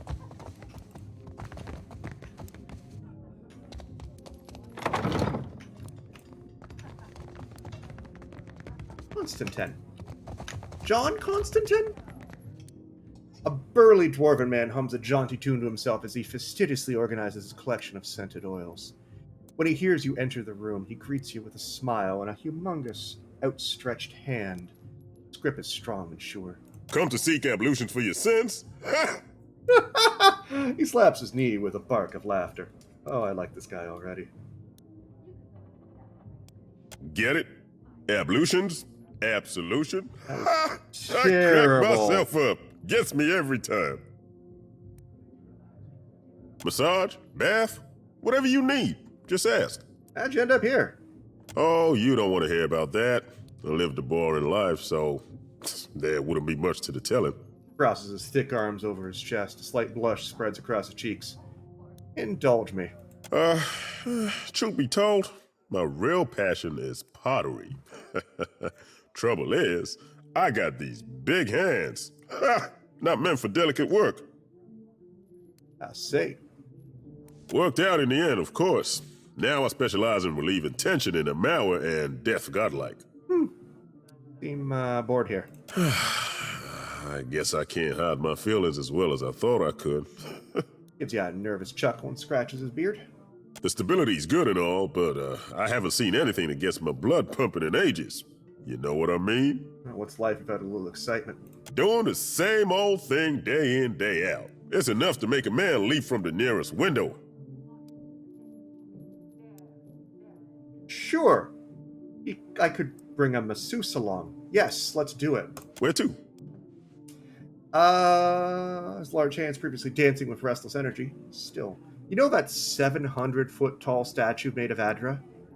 Yeah, I'm going after that. No kidding. I like to see something like that for myself. Sighs, a wistful edge in his voice. Do you think I could come with you? Just for a bit. Just for a bit? Sure, grab your things, let's go. Hell, you don't have to tell me twice.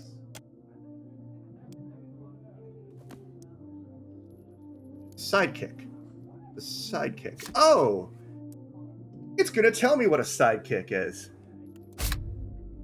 Sidekicks start out as unique NPCs integral to specific quests, complete with their own personalities and looks, and they may offer to join your party as a reward for completing their quest. Just like a companion, these new characters have a custom portrait and voice sound set. However, unlike companions, they do not have their own vision quest and will not participate in the companion relationship system. Okay. What do I want to make him? A enchanter, a barbarian, or a howler? I would like him to be...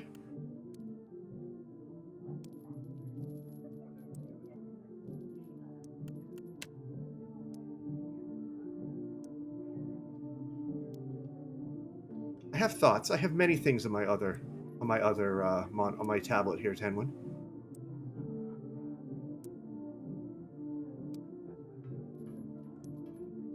I want to make this guy a howler.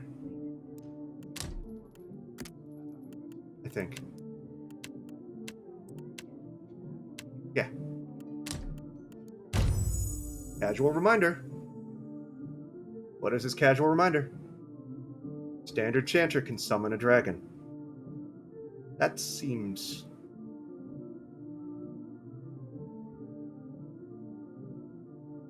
Huh. Alright. Good to know. Good to know. There's lots of... dragon. Who's Ymir? See something you like? What's up, Namor? The dancer turns to greet you, a coy smile. Seeker, Slayer, Survivor expansion. Yeah, it popped up when I loaded up the game for the first time before I started Scream. It's like, hey, so this expansion's loaded. We'll tell you about it when you get to a higher level. And then that popped up like 4 times. He's short for an elf, but no less graceful for his lacking height. His long face and dark eyes lend him a solemn air, but any hint of gloom is chased away by the wash of color in his cheeks. Aloth! This is the last place I expected to see you. Have your interests changed so much since our time at Bragon Hill? Aloth? A grin lights up Ymir's face. He fidgets with his hair self-consciously, smoothing it down where it's been mussed. No, I still enjoy tile puzzles and deflecting personal questions. Anyway, what are you doing here? He looks as though he's trying to ignore Ymir's eager gaze. Alright. I could ask the same of you. I make my own hours, meet fascinating people, and the coin's nothing to sneer at. Better than stuffy old books and unflattering robes. That's a critical eye over Aloth's outfit. He opens his mouth to speak, but decides better of it. Say nothing. It's good to see you again, Aloth. Anyway, I should get back to it. Be well. It was lovely seeing you. Just himself looking panicked. Perhaps lovely is too strong a word. I meant pleasant. Perfectly agreeable. I can see where I may have confused the poor fellow in our academy days. Oh dear. 'Twas a right fierce labour getting the lad to finger any flesh that weren't covering his spelly books. Isilmir, I missed you. Oh. Did you enjoy the show? There's more to see, if you're interested. I'm good for now. Till later, then. I'm good for now. What do you need? Sure. That was worth it. Oh, Ymir. Cool.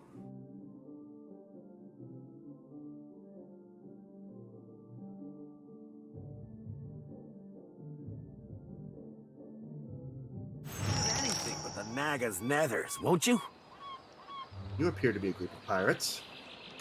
Alright, so I can kill you or kick you out, right? Royal Weather Mage, Royal Swordsman. Okay, these are Royal Deadfire folks, so they're not pirates. They're... Are they pirates? Or are they traders?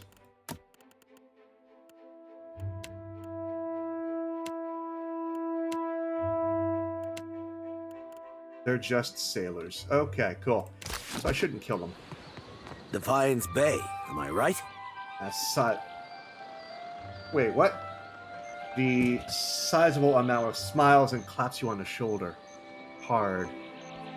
Who are you again? I was but a face in the crowd. But I remember the one who walked out of Hadron House alive.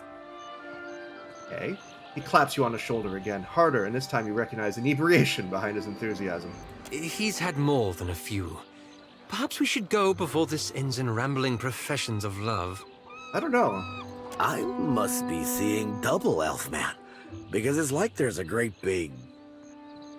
lady crouching on your shoulders. Wait, what? Are you a watcher?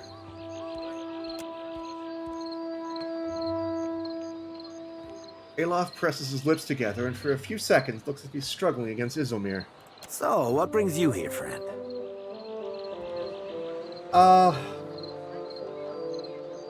Is he a watcher?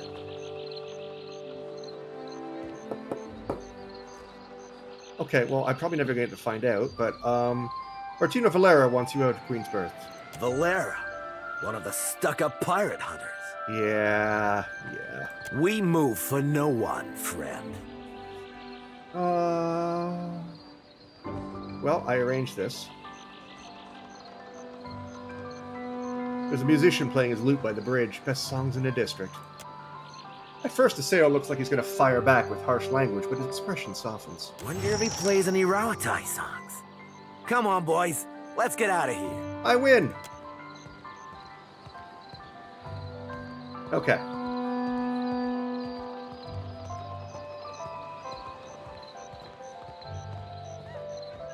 Alright.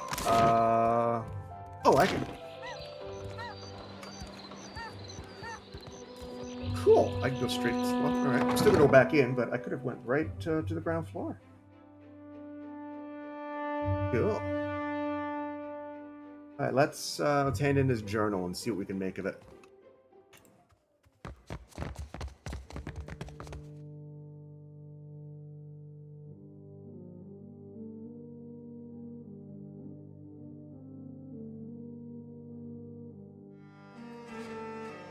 And we will go from there.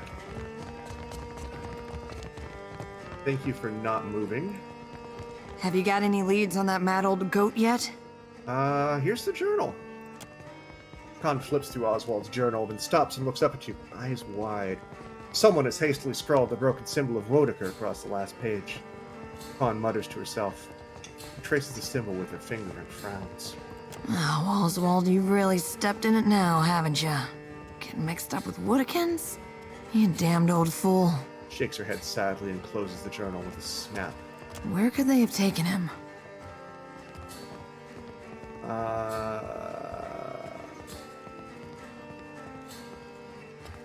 You must have sailed through half the Deadfire to get to Neketaka. Anything catch your eye? Not really. To be honest, I spent most of the trip out from Defiance Bay, bent over the bulwark, giving Andra a taste of my innards. I hate boats. Say nothing. Damn, if only I could find that captain who gave us passage to the Deadfire. Bet he'd know. Wait a tick. When our ship neared Neketaka, the bosun told me about a weird temple on an island in the Karatapu Channel, southwest of the city. She wouldn't tell me what it was for, though. Got real spooked when I asked. Weird temple.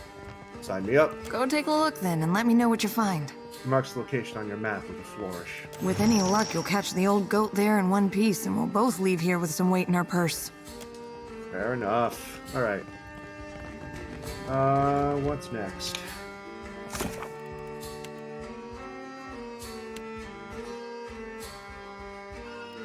Coin Stubbs got the drop on her in the northern alleys of Queen's Birth.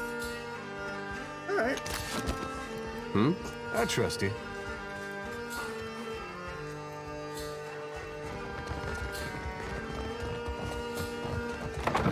Yeah, I figured I'd have to be waiting. Definitely figured that. It's usually if there's going to be a crew on shakedown duty, they're not going to be doing it in broad daylight, right? I don't have a voice for shanties these days. Right. Too much salt So in that the would air. be- We're awake, right? Eto, per complancanet. We're awake right now, aren't we, Jody? What are you so excited about? I could do that, but nah, where's the fun in that?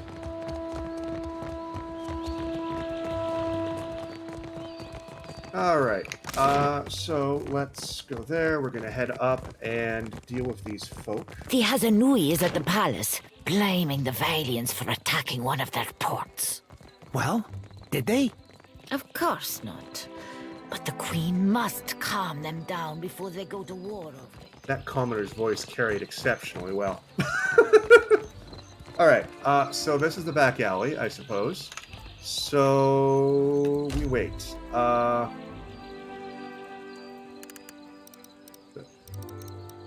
Oh, oops. Oh, I see what I'm doing. Okay. So let's say evening.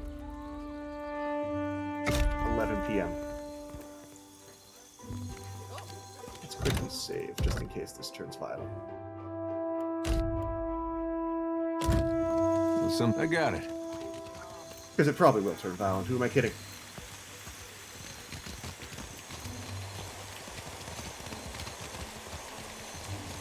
we're due some violence. We're like 2 hours into this stream, and I haven't killed a single person.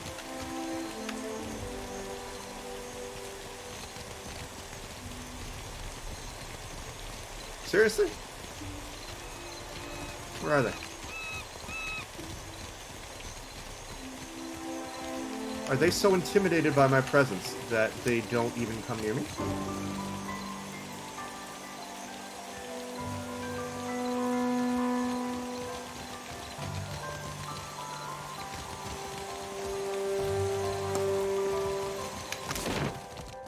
Am I that intimidating? I mean, I don't think so, chat. I'm pretty affable.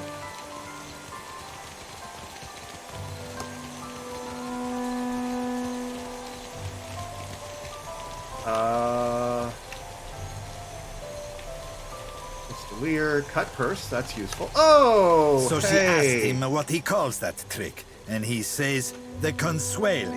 Consueli. Okay. Hello. You the one causing trouble in Cotter's neighborhood? That would be me.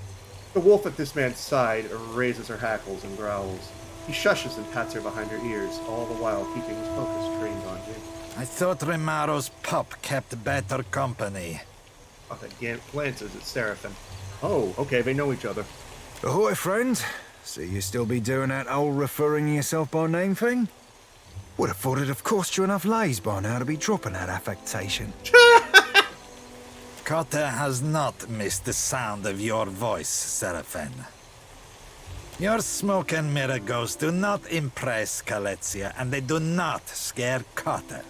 A line of drool drips down beneath the wolf's bared teeth. Sorry, Valian names all sound the same to me. Which one is the pretty wolf? Aw. You'll know soon enough.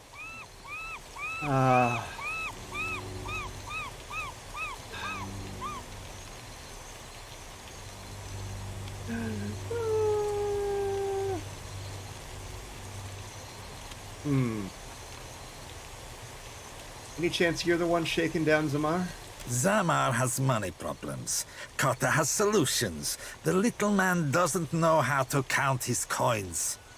Cotter heard a newcomer was talking with Zamar. His free hand moves towards the weapon slung on his belt. Wrong play, Cotter. Let's be keeping this a friendly fucking chats. Lest the captain be calling your raise.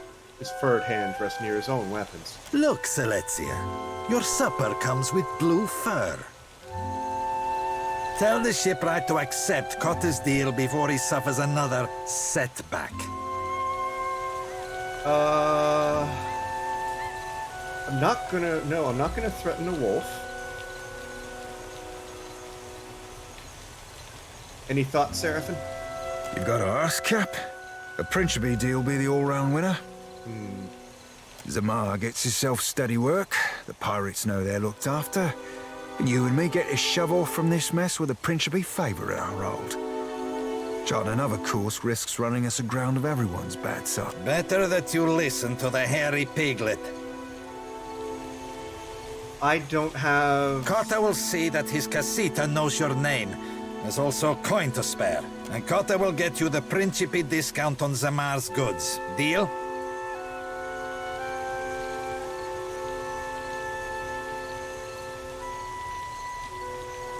I wish I could see my journal from here.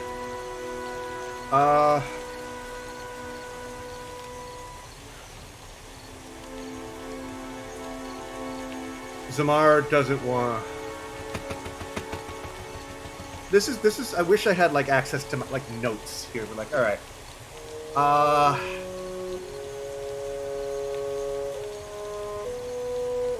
The Principe are... Who are they?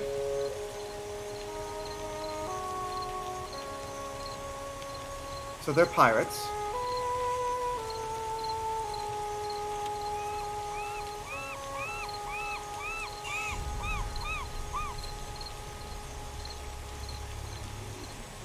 Am I gonna lose anything by siding with them this time?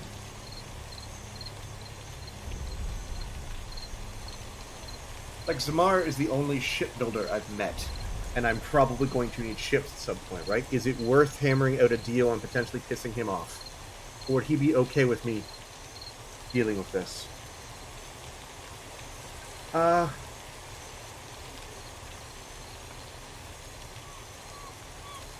I might lose my life because this seems like a big fight. I'm gonna act as a go-between. I'll hammer out the details with Zamar. Gelarde, here's an advance. Go tell Zamar the good news. Kota will handle the rest. Okay.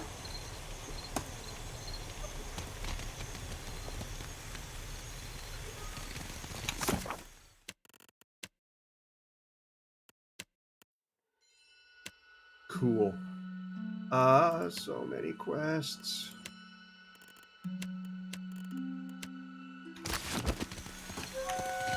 So, let's go visit the shipwright.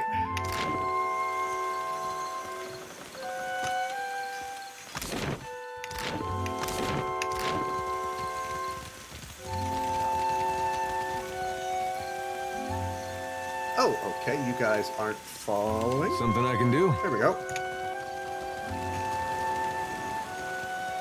You're not following anymore. Alright. And the shipwright is closed. Of course. Fantastic. Let's just stand about awkwardly. Till 9 in the morning. Just stare blindly at the ship. There we go. Zamar! Good thinking. Yeah? Where'd he go? There he is. Ahoy there. Any news worth telling? I spoke to the Principe on your behalf. You actually confronted those feral cats? Yes, I did. Cool, cats be sacred, shipboard, you know. Wouldn't have taken you for one to be painting the Principe all godly. Sheriff smirks. Arms akimbo. Folk shoreside sometimes stick 'em in the stew pot. See if that strikes you for something weighty. I think you're better off taking the deal. Sighing through his nose, Zamar squeezes his eyes shut. I needed coin, not a middleman to negotiate with cutthroats.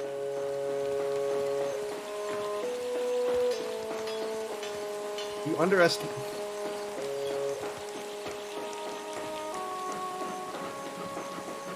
I'm gonna get in a fight with this guy. You underestimate how hard the Principe are working to make cooperation your only recourse. That doesn't make it right. I won't be held down by schemers and killers. The Principe won't be thugs forever. Give them a chance. Maybe I'm not just as trusting as some kith. His chest rises and falls with heavy breaths as he lifts the gun halfway. But maybe I ought to be. Oh, thank Christ. If it's between my life and my dignity... Gritting his teeth, he thumbs the hammer down and tucks the firearm back into his belt. The Principe have their shipwright. And may Andra take them for it.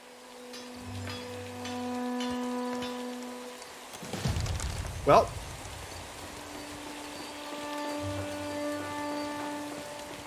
of ways that could end, that was an ending. I did. I chose the not getting my ass kicked in a back alley by pirates option, technically.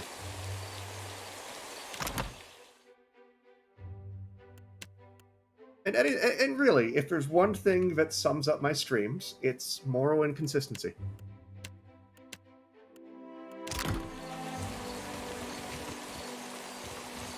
Although really, again, I wanted to look at my journal in the middle of that conversation. I couldn't because I was trying to remember names and be like, alright, who's in the middle, who's who? Ah!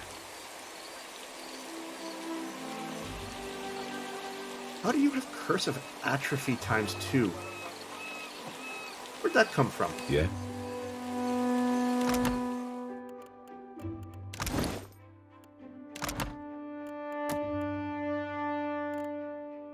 Where did that come from?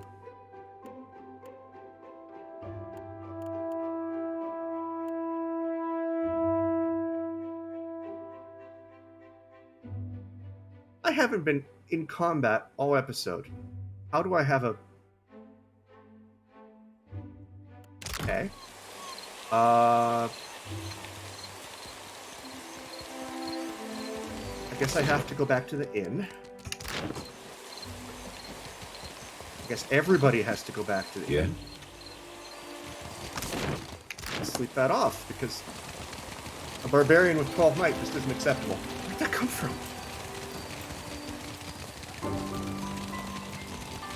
Has that been on me for like 2 episodes worth of fights and I just didn't even notice?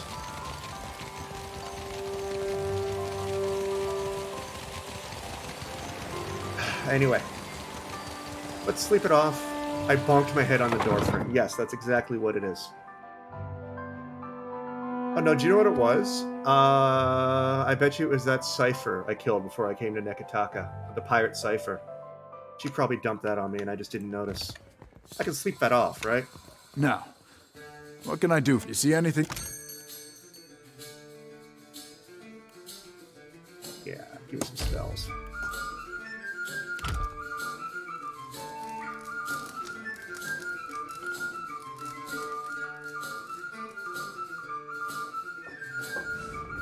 Cool. And I am no longer crippled. Excellent. Huh? Alright, I want to head to... I guess my next stop is the Gullet.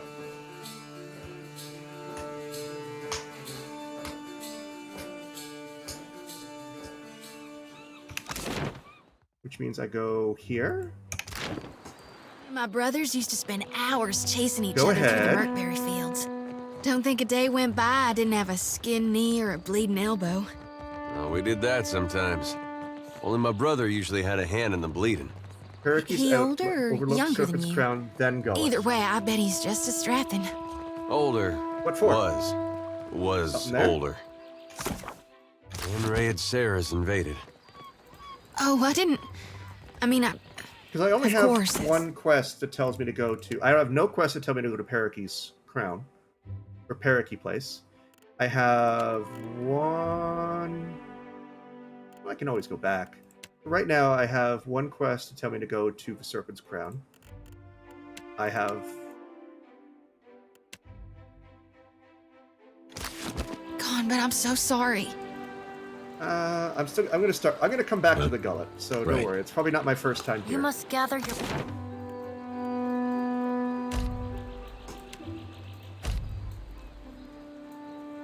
A random encounter?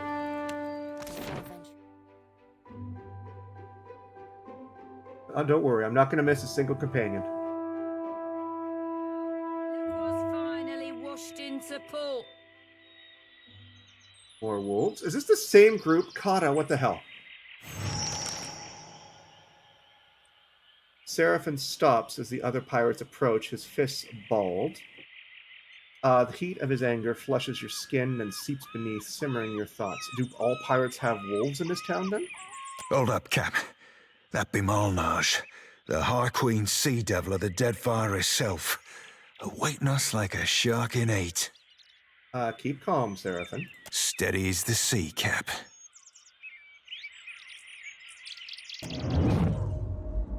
Flash of ice-cold loathing cuts through the heat of Seraphin's anger, threatening to wash over you.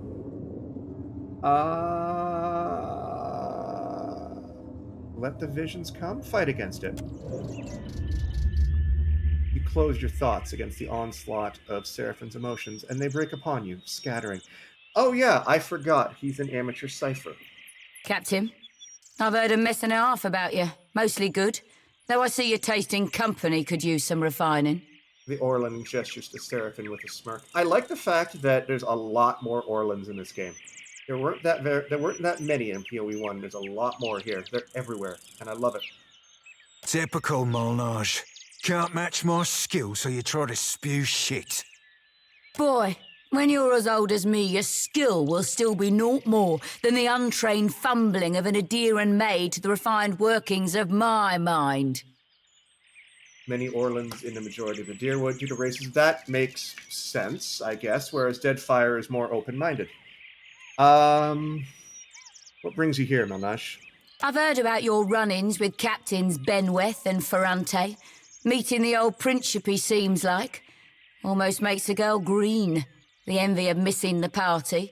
Everyone seems to know about the fact that I made Benweth explode. That concerns me. She grins, her mouth filled with sharp yellow teeth. I'm tracking a man by the name of Roparu. Traitor to the cause. I see. Roparu ain't no traitor, you mind-blind sack of squid squirts. Seraphim growls, fists tight and fur bristling. You feel the anger coil around him and spill outward, and your vision begins to swim. Stay out of my head. I'm sure he'll be loyal as the tide eye, you jelly-spined shit-gurgler. I just want to listen to these pirates insult each other all day. Captain, there'll be a bounty of some 4,000 pounds on Roparu, quick or dead. I'd be willing to cut you 1/10 of that, here and now, if you give me any knowledge you might have stumbled across on your travels. So I'm guessing it would be a bad thing if I mentioned Udain. That would probably piss off Seraphim, I'm assuming. Oh shit, that was an earthquake. That was cool. That was a little earthquake. I know nothing about this. Melnage's eyes narrow to sharp lines in her graying fur, and her lips curl back over sharp teeth. Careful, Watcher. You don't want to go making yourself an enemy of the Principe Sen Petrella. Anyone aids our enemies shares their fate, you know? Oh, don't be threatening me. Fare thee well, Captain. See you around, Seraphim. Oh, that was unpleasant.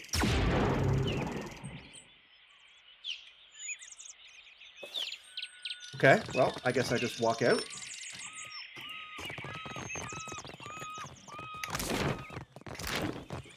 Right? Yes, maybe? Yeah, okay, cool. Welcome to the... Try it again. Welcome to the Gullet.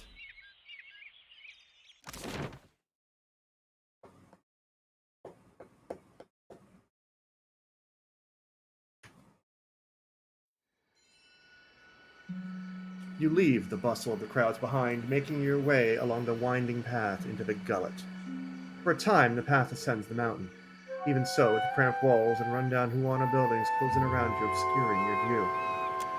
You come to a dark passage cutting through the mountain just wide enough to accommodate a wagon. The path here descends steadily into the rock face. After a lengthy journey through the dimly lit tunnel, you come to the gates of the Gullet. A stench hits you at first, a foul mixture of rot, stale air, and BO. You notice a guardsman pushing a cart heaped high with moldering food, which must account for some of the smell. Ahead, the homes of the Gullet emerge as a collection of light amidst the darkness. You hear the rush of water below, and a frigid breeze wafts up from the unseen depths like an exhalation. Okay. What a pleasant place. The Gullet!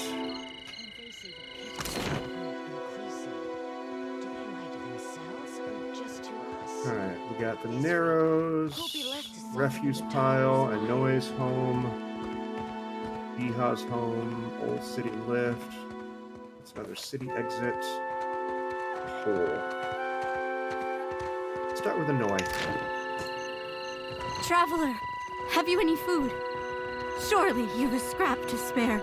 No. What do we got here? What's this? Damp, misty drafts. Bubbles up from the chasm. Alright. This place seems pleasant. Oop, I missed a turn. Is that guy just sleeping on the street? Oh, I'm sorry. Wow.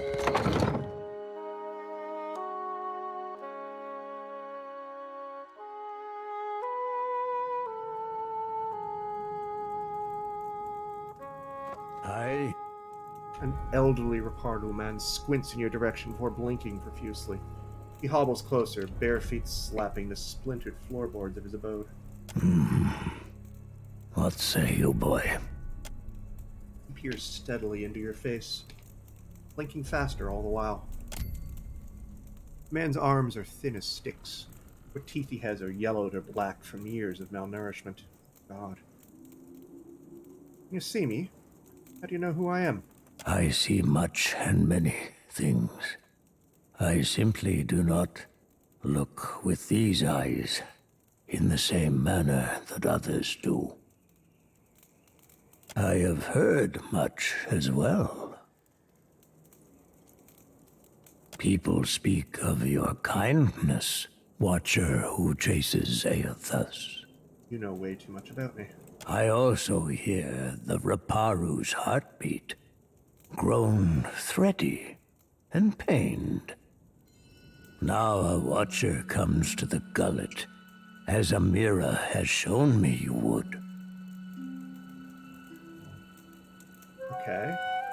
Amira is Hylia. Okay. Cool. What's causing the Roparu such pain? What? The Roparu are being crushed from the top. We starve so slowly. It is an agony. No one deserves to suffer. Not like this. Seraphim, why are you snickering? This is the Juana way. The fish of our nets are drawn for the tribe. What? The fruit of our fields, too, is reaped for the tribe. And the coin of our pockets belongs not to one, but to all. Okay. All spoils are gifted to the whole of the tribe. The tribe then partakes from the top down, from the most deserving to the least. Why are the Roparu the least deserving, the last to partake of the tribe's spoils? The Mataru risk their lives to protect the tribe. The Quaru provided skilled goods and services. The tribe takes care of the Roparu more than we contribute to the tribe. Or it did, before our numbers swelled too large. The Dawn Stars would feed us, but the guards forbid them to pervert the order of sharing. What the fuck? There was a man who helped us. A soft-hearted pirate named Ulug. He worked with the Principe captain. Mad Morena, they call her. To bring us food from the black market. But for days now, we've had nothing. What happened? Ulug was never late with his shipments. Always very conscientious. A good boy. For him to disappear for several days without word, he must be dead. Eh? The Queen refuses to increase our share of the prize share. Without Ulug's shipments, we will surely starve. I am asking you, what else can we do?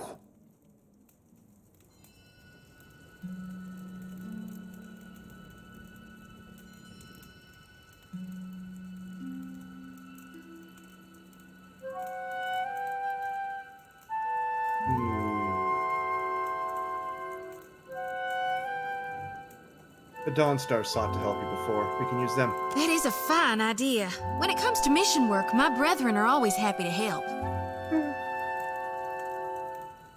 Some of the less crazy ones, hopefully. Thanks, Ader.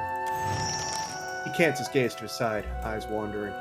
Peatly is a child of the Dawn Stars, and has become the Gullet's most cherished healer. I believe she would willingly hear your request for charity. Stiff bow, the Elder Roparu begs his leave. Okay. Someone... So you're saying, literally a pirate of the mind? You sail in and steal people's thoughts? Behold, lass, I'm the original psychic piratical. Not hardly. Even I've heard about Malnage. She's a cipher like you, ain't she? Only older. Ugh, had to dredge up my cruel rival. You should know her arsehole itches when mention being made of her. What a nasty hex. Tell me you weren't the one that put it on her. Darn, I hope that doesn't make her itch. Hell, or that. Now I'm just making it worse. I best shut my mouth before I cause more damage. I like your style, kid. Alright, let's go find this Pitley. And I'm sure, but that choice I just made, there's probably 8 different ways that this quest can go, right? Like, I could respect the Huana tradition and let these people starve. I can work with various organizations to... the Aethys symbol. To make them not starve. I saw a kitty. I'm going to grab that kitty in a minute.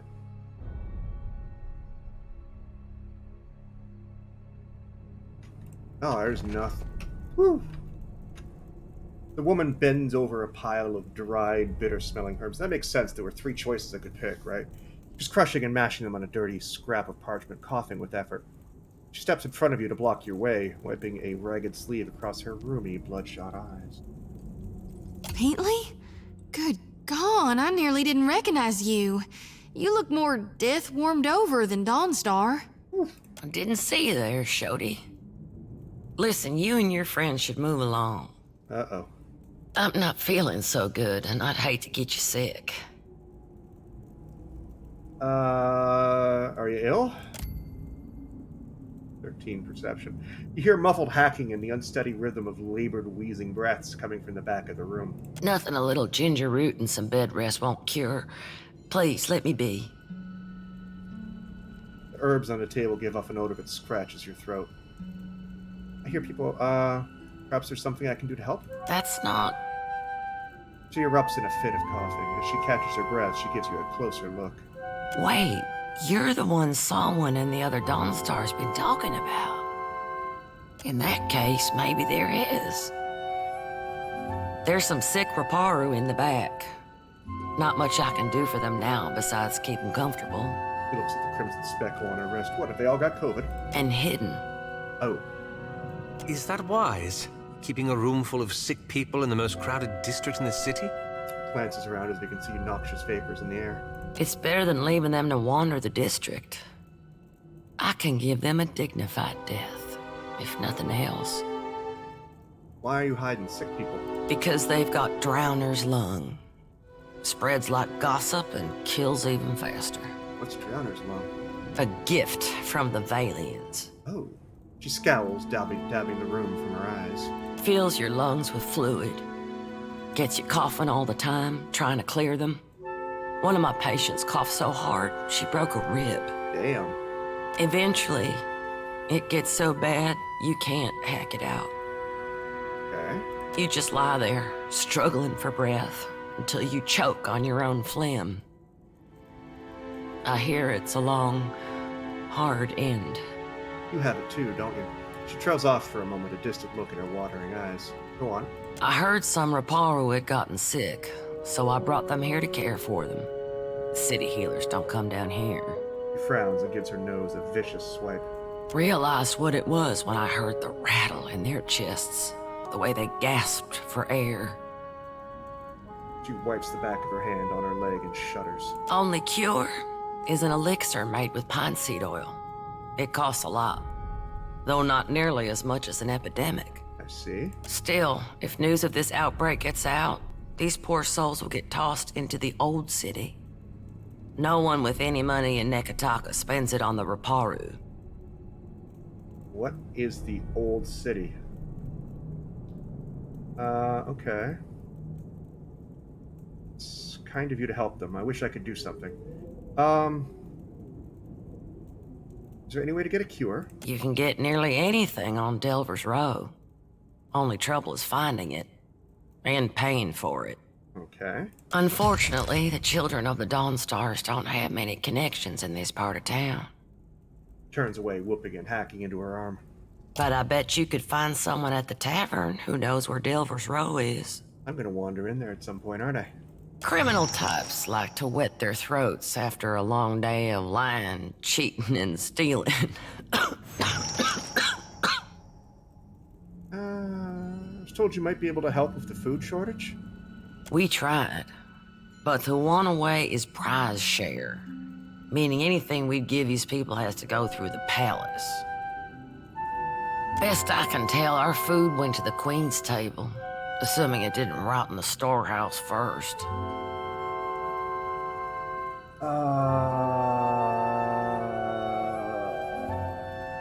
If the Queen sanctioned more shares for the Roparu, would the Dawnstars donate crops again? That's a question for Solwyn. I'd ask her myself, but I got my hands full here. Alright. She's high priestess at the Temple of Gone. Tell her Pilly sent you. She'll listen. Probably. Okay. Need something? What interest do the children of the Dawnstars have in the Gullet? About the only honest one. The Roparu here are treated like garbage. Even made to eat garbage from that scrap heap opposite the lift. Jesus. And Dario and his Principe scum took advantage of the neglect down here to set up the black market on Delver's Road. Dario? He runs most of the criminal mischief that goes on here. I see. Some say he's an old Valian traditionalist. Some say he's a thug with good taste. She holds her hands out, shifting her open palms like platforms on a scale. Either way, I steer clear of him. He shivers, whether out of fear or illness, you couldn't say. Go on. All the while, the Gullet gets more crowded as tribes from the other islands come to Neketaka. Oh, this caste system is all the tribes, not just here? Oh. Some are driven from their homes by pirates, raiders, even trading company thugs. Others hear stories of the foreign wealth pouring into the city. What they don't realize is most of it flows between the foreigners and the palace. The Dawnstars are helping out? As best we can. Most of us came from Raid Saris after the Vorless Plot and the Saints War. Or we were born to families that did. We remember what it's like to scrape by. I see. Some days, I think maybe this is why Aethys brought us to Deadfire. So we can do some good. Other days, I'm too damn tired. I can relate to that. All right, farewell. So, where to now? Let's grab the cat. Icus. That's quite the name of a kitty. Aw, you're an orange kitty. So cute. I need unlimited pet slots just so I can have an army of cats and dogs following me. Alright, that ain't it. That ain't it. That ain't it. Oh, Delver's Row.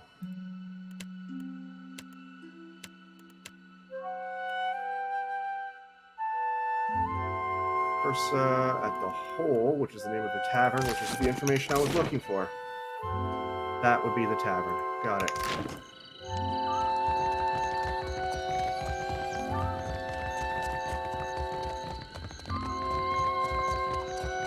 I didn't conveniently say Hole. The name of the tavern is the Hole. It's just the tavern. I'm not local. I'm a simple farm boy. Psychic farm boy who saved the world at least once, but still just a farm boy. What could possibly be in a barrel? Drugs. On it.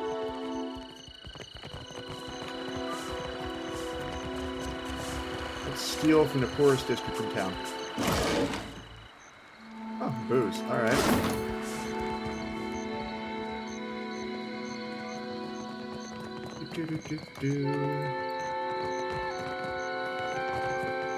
Alright. Moving right along.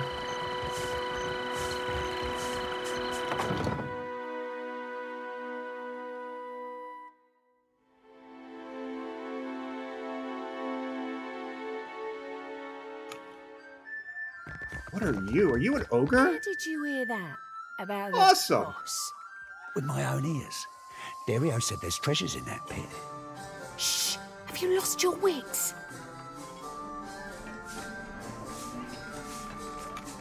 It makes sense there'd be ogre pirates. I'm just happy to see one. What am I doing here? Yeah, that still makes sense.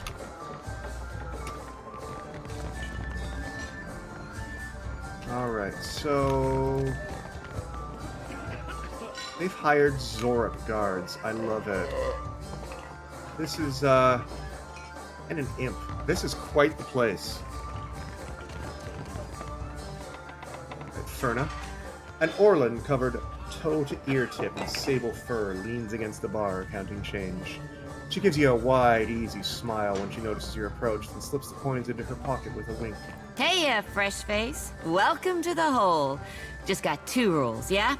Keep your hands to yourself, and don't fall in. Don't fall in?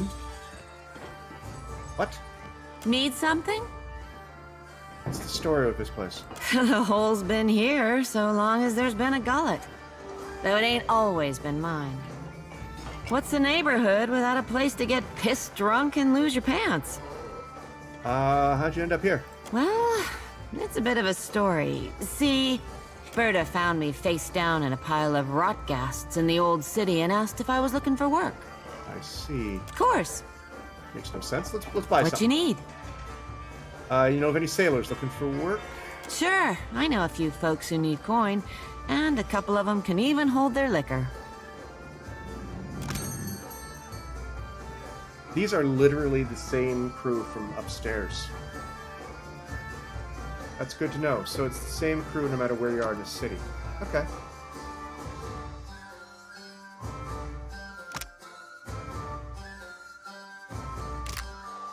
F-words. Alright, fair enough. Cool. What else can you tell me? Can you tell me how to get Need to Delver's something? Row? I'm looking for a way in. What? You want to lose your life on the pointy end of some brute's sword? Sure. If you're dead set on dying, you'll find Delver's Row in the Narrows. Those twisty alleys carved into the mountain on the west side of the Gullet. I see. You've got to make your own way from there. Dario will skin me if I say any more. Nobody knows what Ferna knows, except that she's loyal to the Gullet. Folks on the bottom gotta work together to get out from under those on top. I hear you, fresh face. I'll tell you how to get there without getting yourself dead first. Well, thank you. Take a right the first chance you get. Then keep going forward until you see a merchant stall. Look close. There's a secret hallway behind a curtain there. That's your entrance. That seems simple enough. I'm sure I don't need to tell you this, but all the same, you'd best watch yourself in Delver's Row. The crooks there will kill you just as soon as cheat you out of everything you own. Seem like my kind of people. If Dario doesn't gut you first. Who's Dario? You stick around the Gullet long enough, you might find out. That's very non-specific. Okay. What else we got?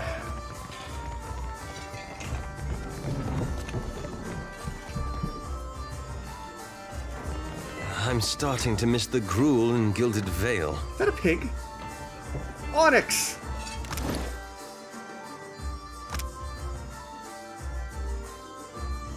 Bonus to perception and enhanced defenses against attacks that apply a disease. Excellent. Okay, you seem terrifying. Why do you bother me, little kith? Hey, I'm not little. You're all little to me. Squints her broad, sloping brow, wrinkling in consternation. Little and squishy. Enjoy working here? No. Pops a fat goblet of spit. It lands beside the food she's preparing and splatters. Delightful. The Gullet reeks of illness. The beds are too small. An imp tried to nest in my hair. And Firna, the tavern keeper, refuses to give me more than 1 day off a month. How am I supposed to hunt when I am chained to this stove? Okay. Maybe I'll become a pirate. Get myself a bird and an eye patch. Sure, I could use an ogre. You should join my crew. How do you mean? We've need of a cook, and I admire your, work. I don't work for free. Will this satisfy you? This will do. For now. She pats her meat tenderizer thoughtfully, gives you a small nod.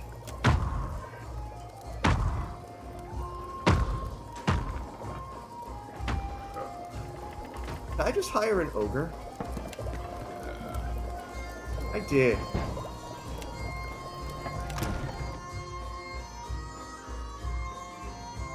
I did hire an ogre. Fearless and impulsive.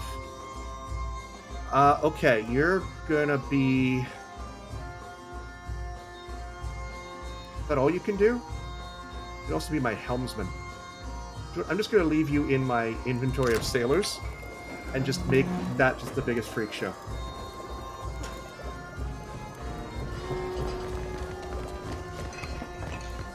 Why my eyes be open? Sneak back here. Relax, Bayer. In and out, no complications. Relax. We're emptying a vault, not water shaping. Martino better come through with that boat he promised. I'm sure there's a dinghy in your future. Interesting.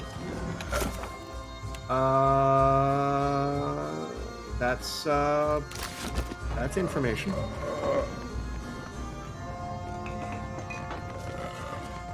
Alright, what else we got here? And why is this place called The Hole? Is there a hole somewhere?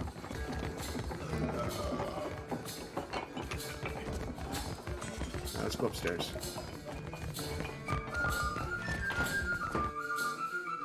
When I go back.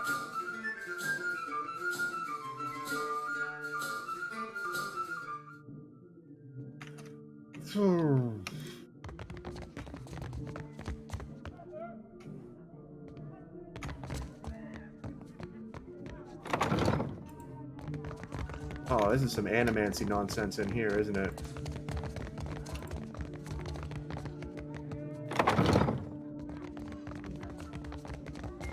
Gold packed. Haven't run into those guys yet this game. Sure. That's not nice. All done. Who locked you in here? Dude of a six-toed cat. I used to have a cat with 6 toes.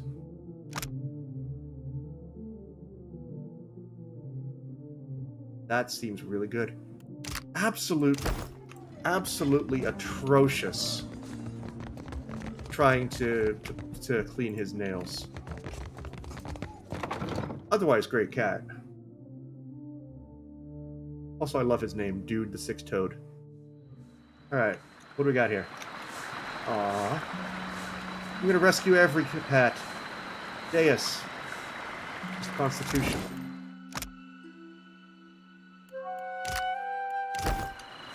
All of the pets.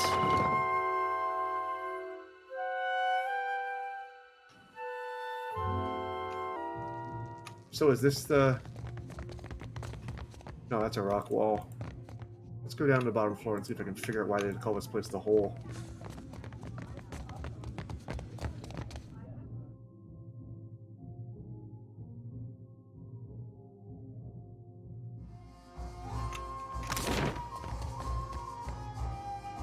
Oh, it's even got a thing on it. Let's find out why this place is called this.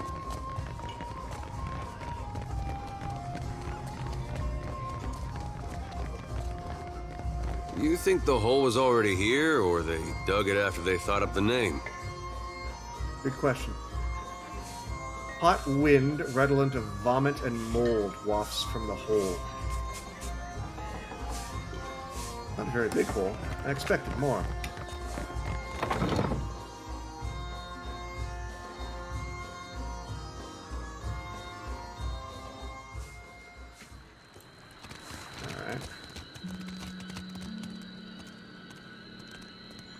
Brawler. Cutthroats. You guys are here for me, aren't you?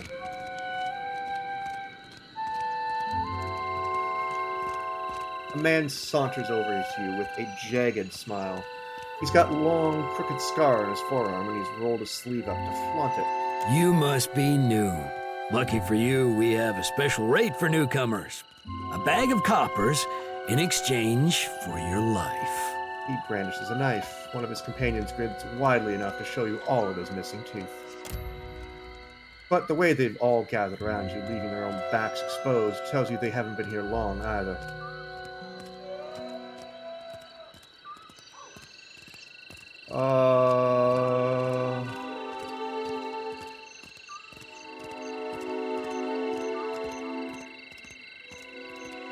It's been... Do I want to get into a fight? Now, you're newer than I am, which means you're poaching on someone else's territory. Told you. One of the other punches the leader's shoulder. The thugs look at one another, exchange a few panicked whispers. It seems we've made a mistake. Forgive and forget, no? They hurry off and disappear back into the crowd.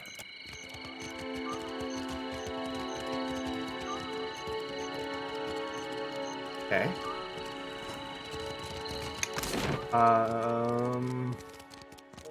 Let's go over here.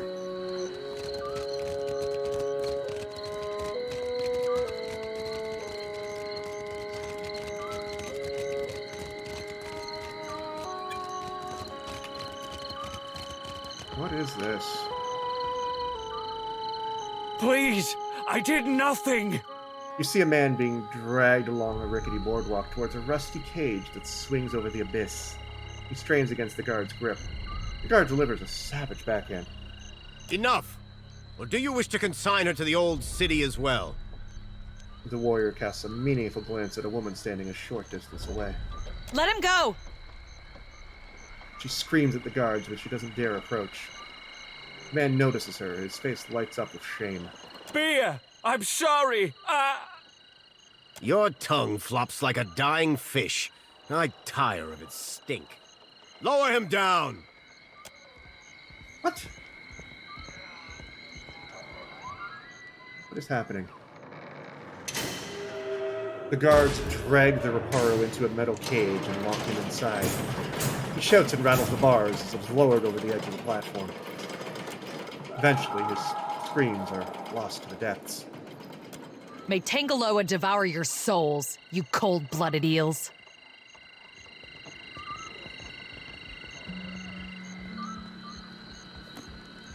What?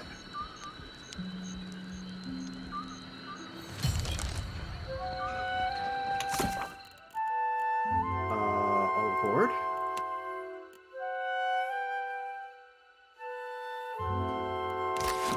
Ah. Be careful. The Gullet is no place for outsiders. What is going on? The guard folds his arms, watching the activity on the walkways through slitted eyes. Coral piercing juts from his lower lip. God, I need to get this fixed.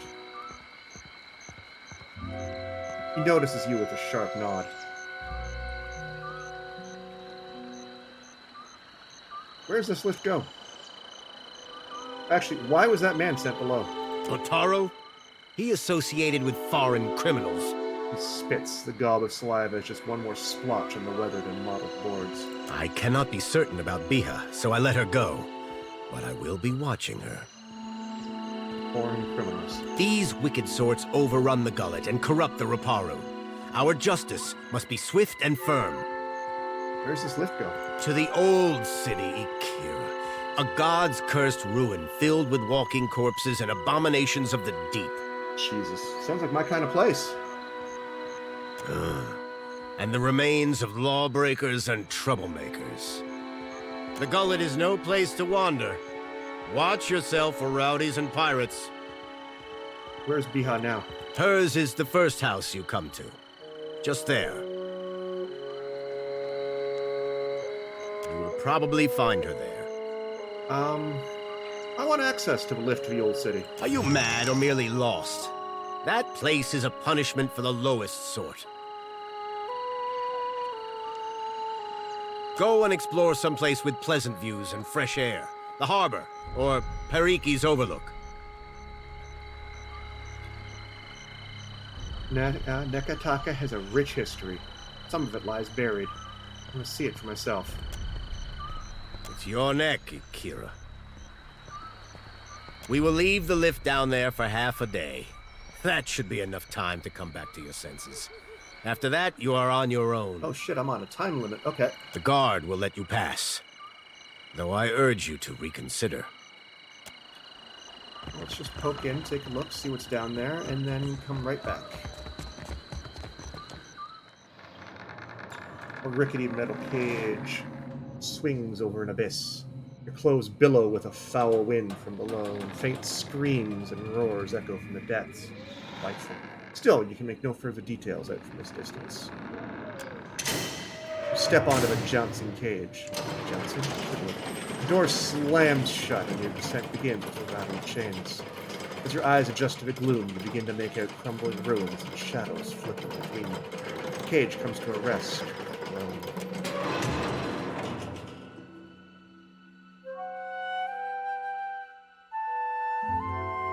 What's down here? Oh, delightful. Yeah, sure. Let's save just in case I screw this up.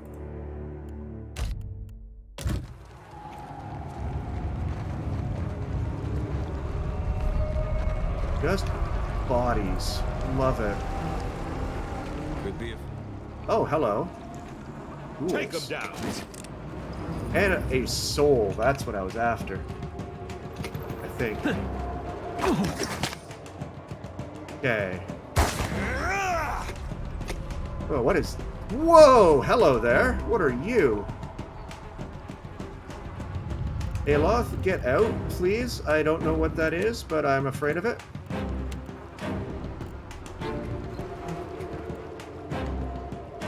Are you...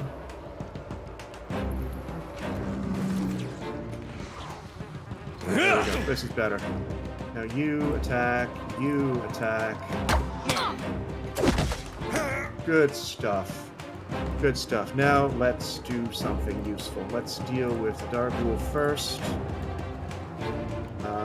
Let's deal with the Darghoul. Knock the Darghoul. Let's knock the Rotgast over. Let's hope that CC's it a little bit. We're gonna...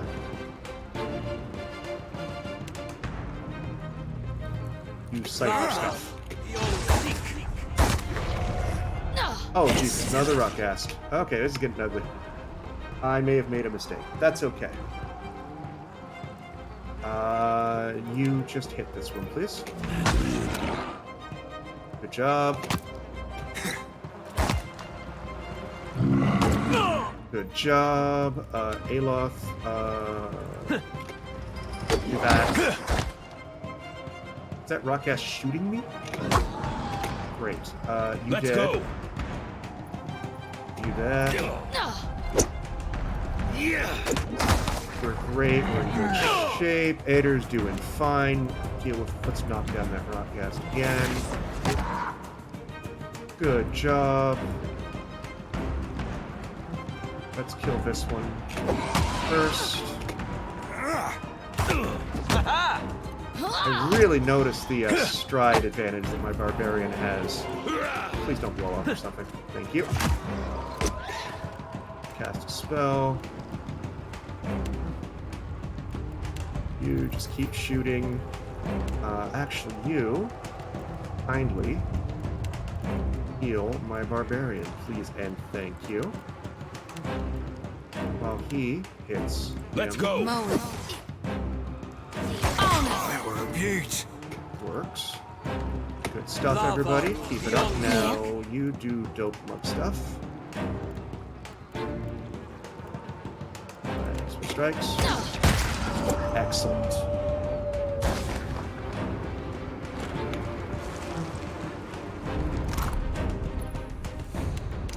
Alright. This, wow, already. This body has been savaged by many claws and fangs. A cloud of essence hangs over it. You recognize it as belonging to Bataro, the man you saw lowered from the gullet earlier. His soul remnant pulses with urgency. You prepare yourself for the now familiar jolt and feel yourself pulled into one of his memories. You're being dragged towards the cage, but you're not looking at it over darkness below. Soon there'll be nothing else for you. Overseer Hitenga is holding the marked coin in a soul net and glaring at you. You already tried explaining yourself, but it's no use. He knows where you got it. He tucks it in his pocket. Instead, you look at Biha, furious and heartbroken where she stands beyond the guards. Something you need to tell her, but she's so far, receding farther by the second. What do you need to tell her? You're standing in front of a man. His dark, wizened face reminds you of old leather, but a delicate work of embroidery rests in his lap. He pulls out a purse with long, fine fingers. Heavy. Probably more money than you've earned in your entire life. You try not to let this slow down your face. You know what to do. Crime Lord nods at you. Please remind me. You're to meet our mutual associate near the Adra Mill. He'll give you a package. Pay her and bring this package to the Undercroft. When people are particular about security, show them the Solunet and they will let you pass. You leave the lair of Dario Valine and zip through the Narrows, past the chewing guards, left at the four-way intersection and left again to the Gullet. Your hands are shaking and you're remembering the rumor Biha told you about the merchant captain of the tavern. The money is heavy in your hands. The risk. You realize you've already decided to take it. You approach the tavern with your heart in your mouth, realizing you can't just walk in there holding Dario's purse. You need to hide it. Fortunately, the rubble around you offers plenty of hiding places. When no one is looking, you clear some stones out from one corner and hide the purse beneath them. There. You'll come back for it once you've made your deal with this Ratalian. You're almost starting to feel better about it, too. Spatara walks into the tavern. The memory fades and you find yourself once more looking at his corpse. Come along now. I'll guide you through the wheel. Soti's lantern clinks softly as she drags it through the clustered essence harvested into his soul. Soti sways on her feet, soft, low moan easing from her throat. Okay. She rubs a thumb over worry-bitten lips. Feeling okay?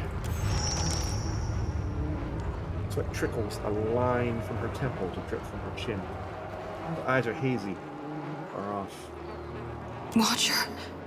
Slowly, she swallows, throat working to bring her voice back, or to keep her meal down.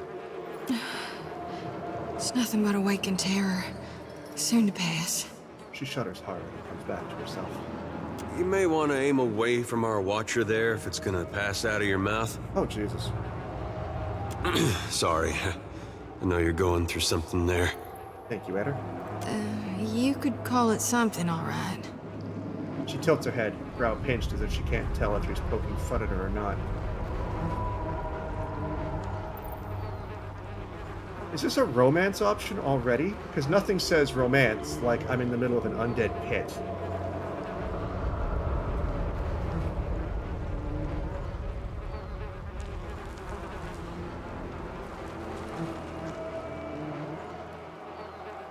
Okay, how do I romance the priest? Or do I want to romance the priest?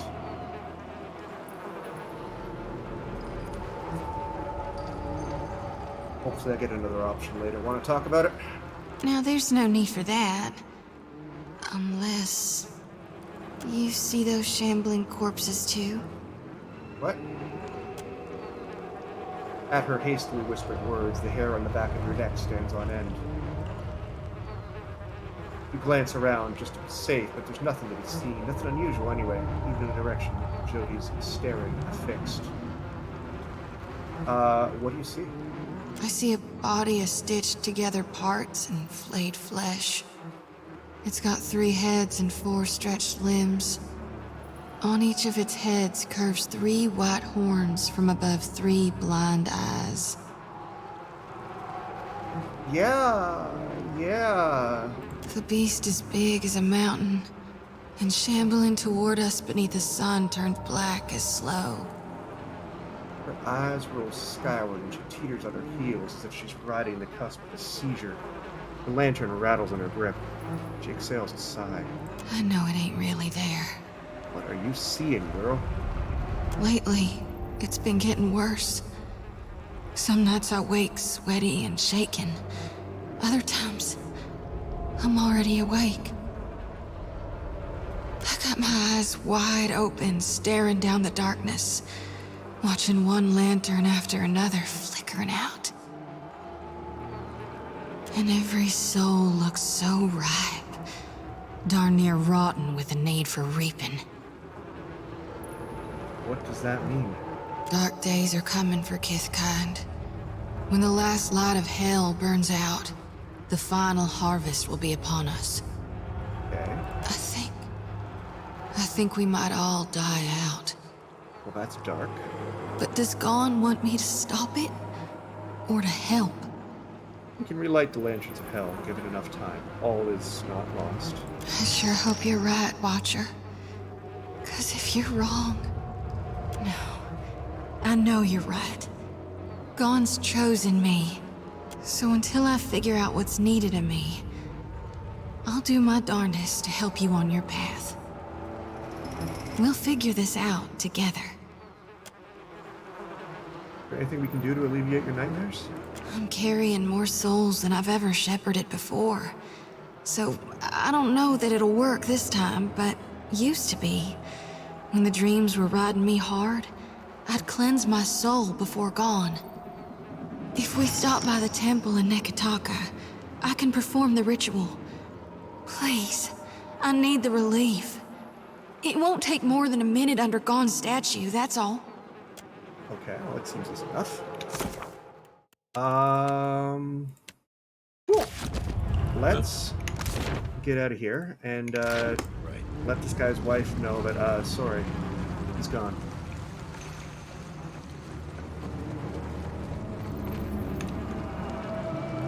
Actually, let's see if his package is still there. Grab that money.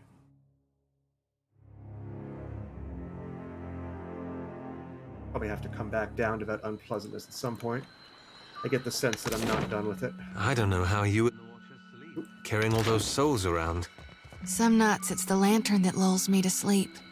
It pulses like a heart in my hand. If you find that comforting, then I'm glad for you. Also, thankfully, that was the very first combat almost 2 hours and 45 minutes into this stream. We have done a lot of talking. Ah, what do we have here? Money! That must have been the money that he hid. Okay. So let's go to... Oh, it's right there. Convenient.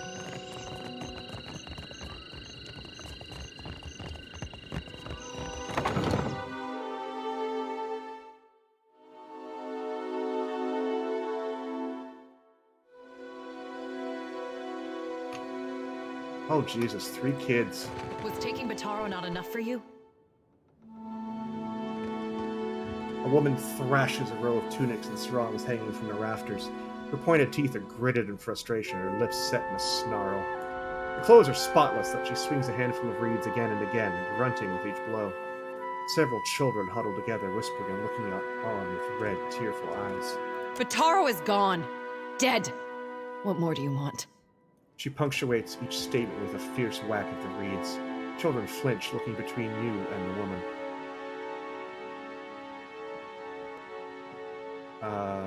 Take a deep breath and let's talk about this, whatever it is, calmly. She looks at you for the first time. A fraction of her anger burns off. Forgive me. I thought you were one of the foreigners who sent him away. Outsiders here always go to the tavern. I see. My village was not like this. Why does Queen Onikaza not send the foreigners away? I found Bataro in the old city. I'm sorry, but he's dead. Of course. I only hoped. It is no matter. Thank you for telling me. How did you know him? One of the women's children starts to say something, but Biha shoots him a sharp glance. She turns back to you, arms crossed, gripping the reed bundle tightly. Bataro is punished already, I say. Whatever offense he gave, do not hang it on our necks.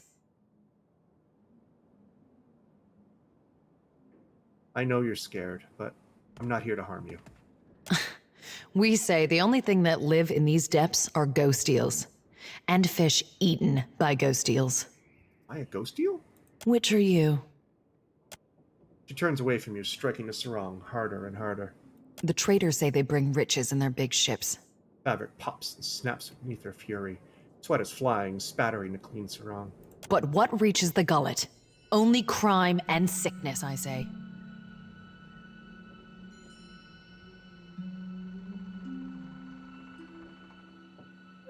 That's unjust.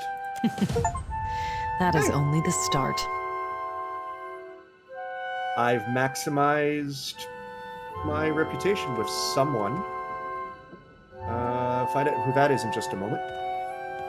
The Rowattians promise marvels, strong walls, and plenty for all. She moves on to the next tunic, thrashing it with even greater fury. Akira, still my back aches from building their fort, and still I live here. And Bataro said we would finally leave. I'm so sorry. It is only another word. Outsiders cover our islands with walls and gates. Many Huana come to Neketaka, but even here, the outsiders crowd us. The aliens upstairs. In the villages, the chieftains know even the Roparu. Here, even neighbors are strangers. That is Deadfire now. So the Roparu are the lowest caste, but outside of a city they're taken care of. I see. I only want to be free of this place. That is how the trouble started. I heard a Rowattian captain took up at the tavern. Suduzo, they call her. Alright. They say she is a traitor, so I thought maybe she will take passengers. Bataro went and found her in the tavern. Her eyes go hard and dark. Next I see him, the guards are dragging him to the cage. Maybe I can talk to Suduzo? She looks at you with the same critical eye she's been giving her laundry, wringing and tugging the reeds. Everyone knows the Rowattians are made of brass. They listen only to their commanders. But still, maybe it goes different for you. Maybe. She looks around, taking in the hanging clothes, the huddled children, the warped and splintering walls of the shack around them. Bataro took some coin. Everything he scraped together working on the docks, when he went to bargain with the captain.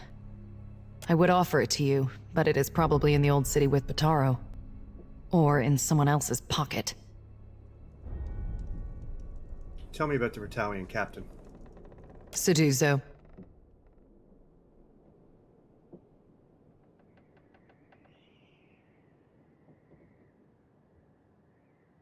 They say she is a traitor, so I thought maybe she will take but she threw Bataro out. Always Bataro was careful with his words, especially as a Roparu. But a Roparu in Neketaka gives offense just by breathing the air of his betters. How many of you need passage? We are 6, 3 children, 2 babes, and me. Oof. No one else from the cast look after them? Akira. It was so in the village, where Bataro and me came from. But here, we are all strangers. No one looks in on the sick or cares for the children. I found the money Bataro hid. Take it. That much copper would only bring suspicion. I have a lot more than that. Besides, maybe Suduzo will accept it in exchange for passage. Okay. So let's go to You must gather your Suduzo. See if we can arrange this.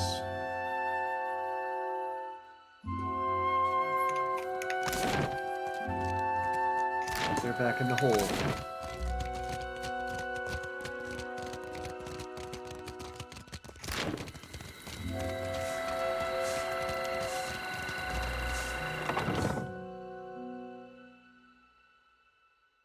Hopefully this doesn't turn violent.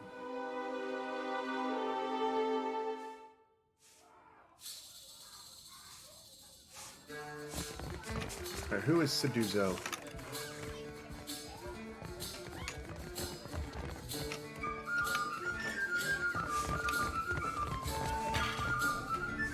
No. There you are. With an elementalist. Alright. This Rowattian sits ramrod straight. On the table near her are a half-empty liquor bottle and a small porcelain cup. Both smell of anise.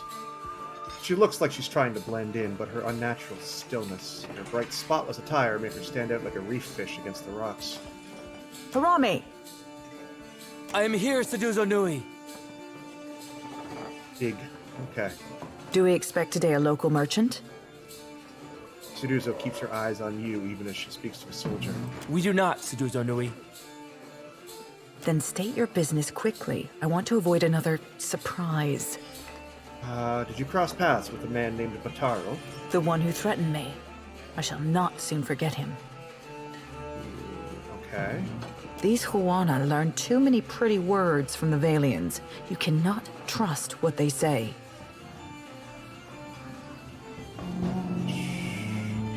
Best we could say exactly what they mean. If only everyone did so.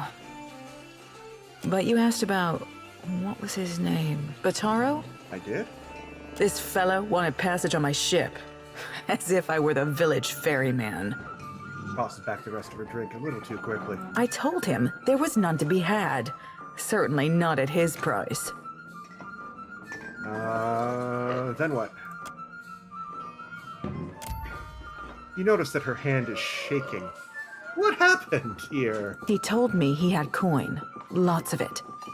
I did not believe him. How could a man who lives in a garbage heap have enough money for passage? So you assumed the worst and threw him to the wolves? Seems accurate. No, you presumptuous Adiran. I assumed nothing until I saw the swollenette. The swollenette? A marked coin. A token of allegiance. The Principe carry them. I see. Go on. I knew then that I was dealing with a pirate. I had heard they were influential in the Gullet, but I did not realize how much so. I called for the guards, and they dragged him away. That is the last I saw of him. Well, but Biha and the children still need passage out of the city. There's nothing I can do. The passenger quarters have been reserved by a dwarf named Orin. Why do you bring this to me? Seduzo Nui, they have little here. Think of how they could benefit from Italian culture. That must be the first time I've ever heard civil speech in the Gullet. Very well. I could take 3 more in the hold, and no more. Orin and his crew have reserved the berths.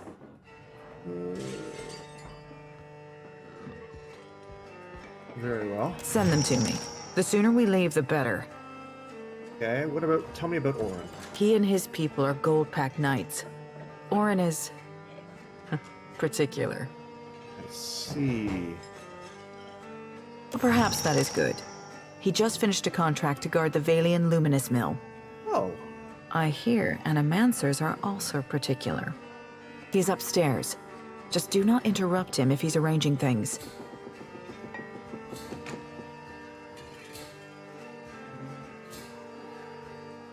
Okay. What is your business with me?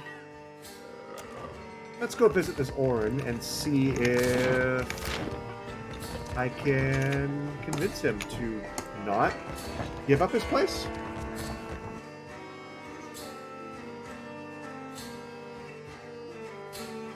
We'll see.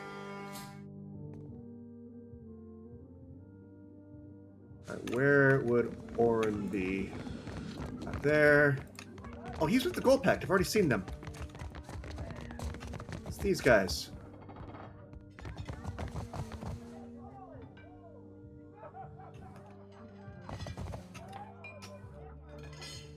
What have you got to say for yourself? A dwarf sits before a generous and curious spread, steamed mussels arranged in concentric circles. Rounds of flatbread stacked in a neat tower, and melon slices in even triangles. Oh great, he's got OCD. Yet his attention is focused on the 4 cups in the bottle in front of him. He has the cups organized in an almost perfect square around the bottle, but as you look on, he leans down to adjust one. The others with him wait quietly and observe the ritual. Yeah, I'm not going to disrupt this. Holding his breath, he takes the bottle and measures an equal serving of wine into the cups, making 3 or 4 passes over each. His companions look on with practiced patience. Don't see why you'd spend all that time arranging your food if you aren't making it look like a funny face. Thanks, Eder. At last, the bottle is empty, and he places it in the exact center of the square. He picks it up and puts it down in the same spot twice more before he's satisfied. I didn't see what Seduzo was fussing about. Nothing wrong with being tidy. Cheers. They all take their cups and drink deeply. At last, the leader turns to you. What do you require? I hear you've brought passage on Captain Seduzo's ship. Indeed. The good captain has 4 adequate berths, all equally sized, all facing the same direction, and she's promised to leave promptly. A most agreeable arrangement.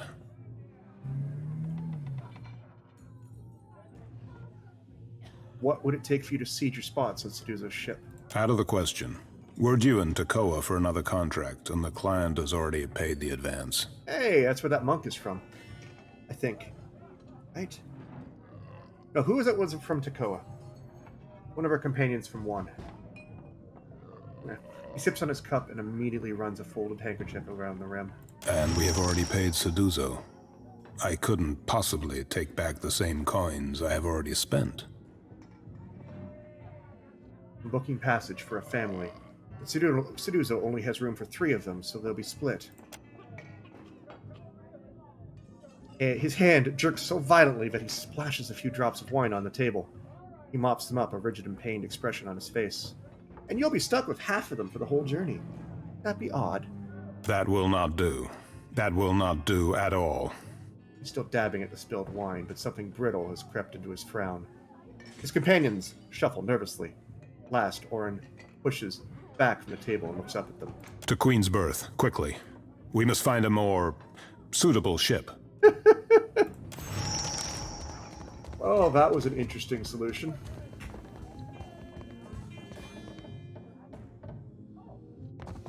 Alright, let's go tell Seduzo that Orin won't be traveling with them, and then let's go visit Biha.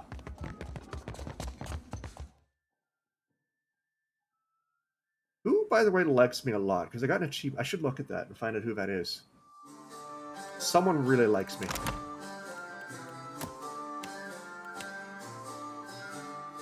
Aw, it's Jody.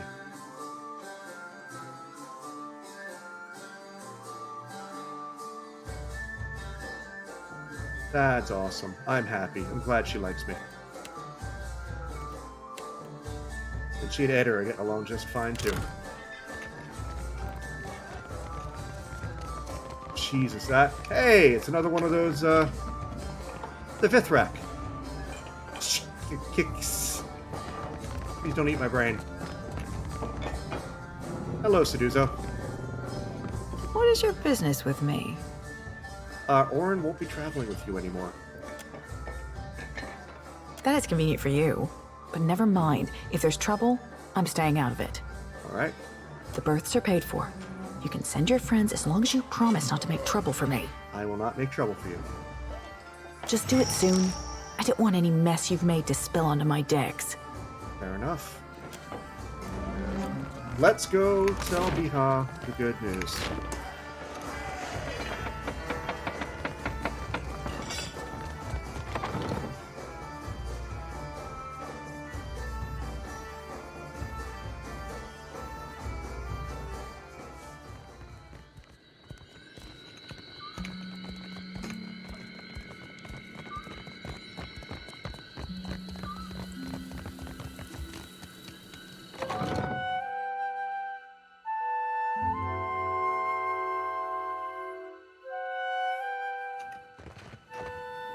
Those kids grew up fast. My village was not like this. Why does Queen Onikaza not send the foreigners away? I spoke with Captain Seduzo about passage out of Neketaka. What say, then? She's agreed to take you all. She's momentarily speechless. Her eyes fill with tears. She drops the reeds as she brushes them away. Sometimes, Cap, you remind me of serving with Roparu, back on the Sorcerer. More than halfway to heartwarming. I do my best. May Amira's winds ever blow sweet for you. We will pray always for you in this life and in each to come. He picks up the 2 infants and hurries the others out the door. Alright! That went well. I did something good today. Head back into Gullet.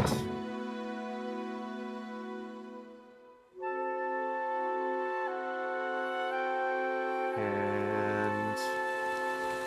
let's see. You've caught the eye of someone important. Cloaked figure sidles up to you, hidden behind a raspy whisper and a long, drooping hood. If you're interested in making good pay and a good friend, head to the narrows at the western end of the Gullet. Okay. Once you reach the alleys, go right and right again as soon as you can. Then, follow the bend to the left.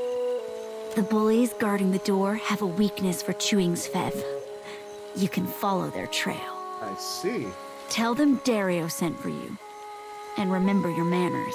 I will be polite as I always am. So that was a very interesting episode. I solved a lot of problems. I talked to a lot of people, and I only got into a fight once. So, thank you very, very much for watching. We're going to call it here. A little bit of a modified stream schedule this week. Tomorrow I won't be streaming because, well, honestly, it's Comic-Con here in Montreal, and I want to go be a nerd.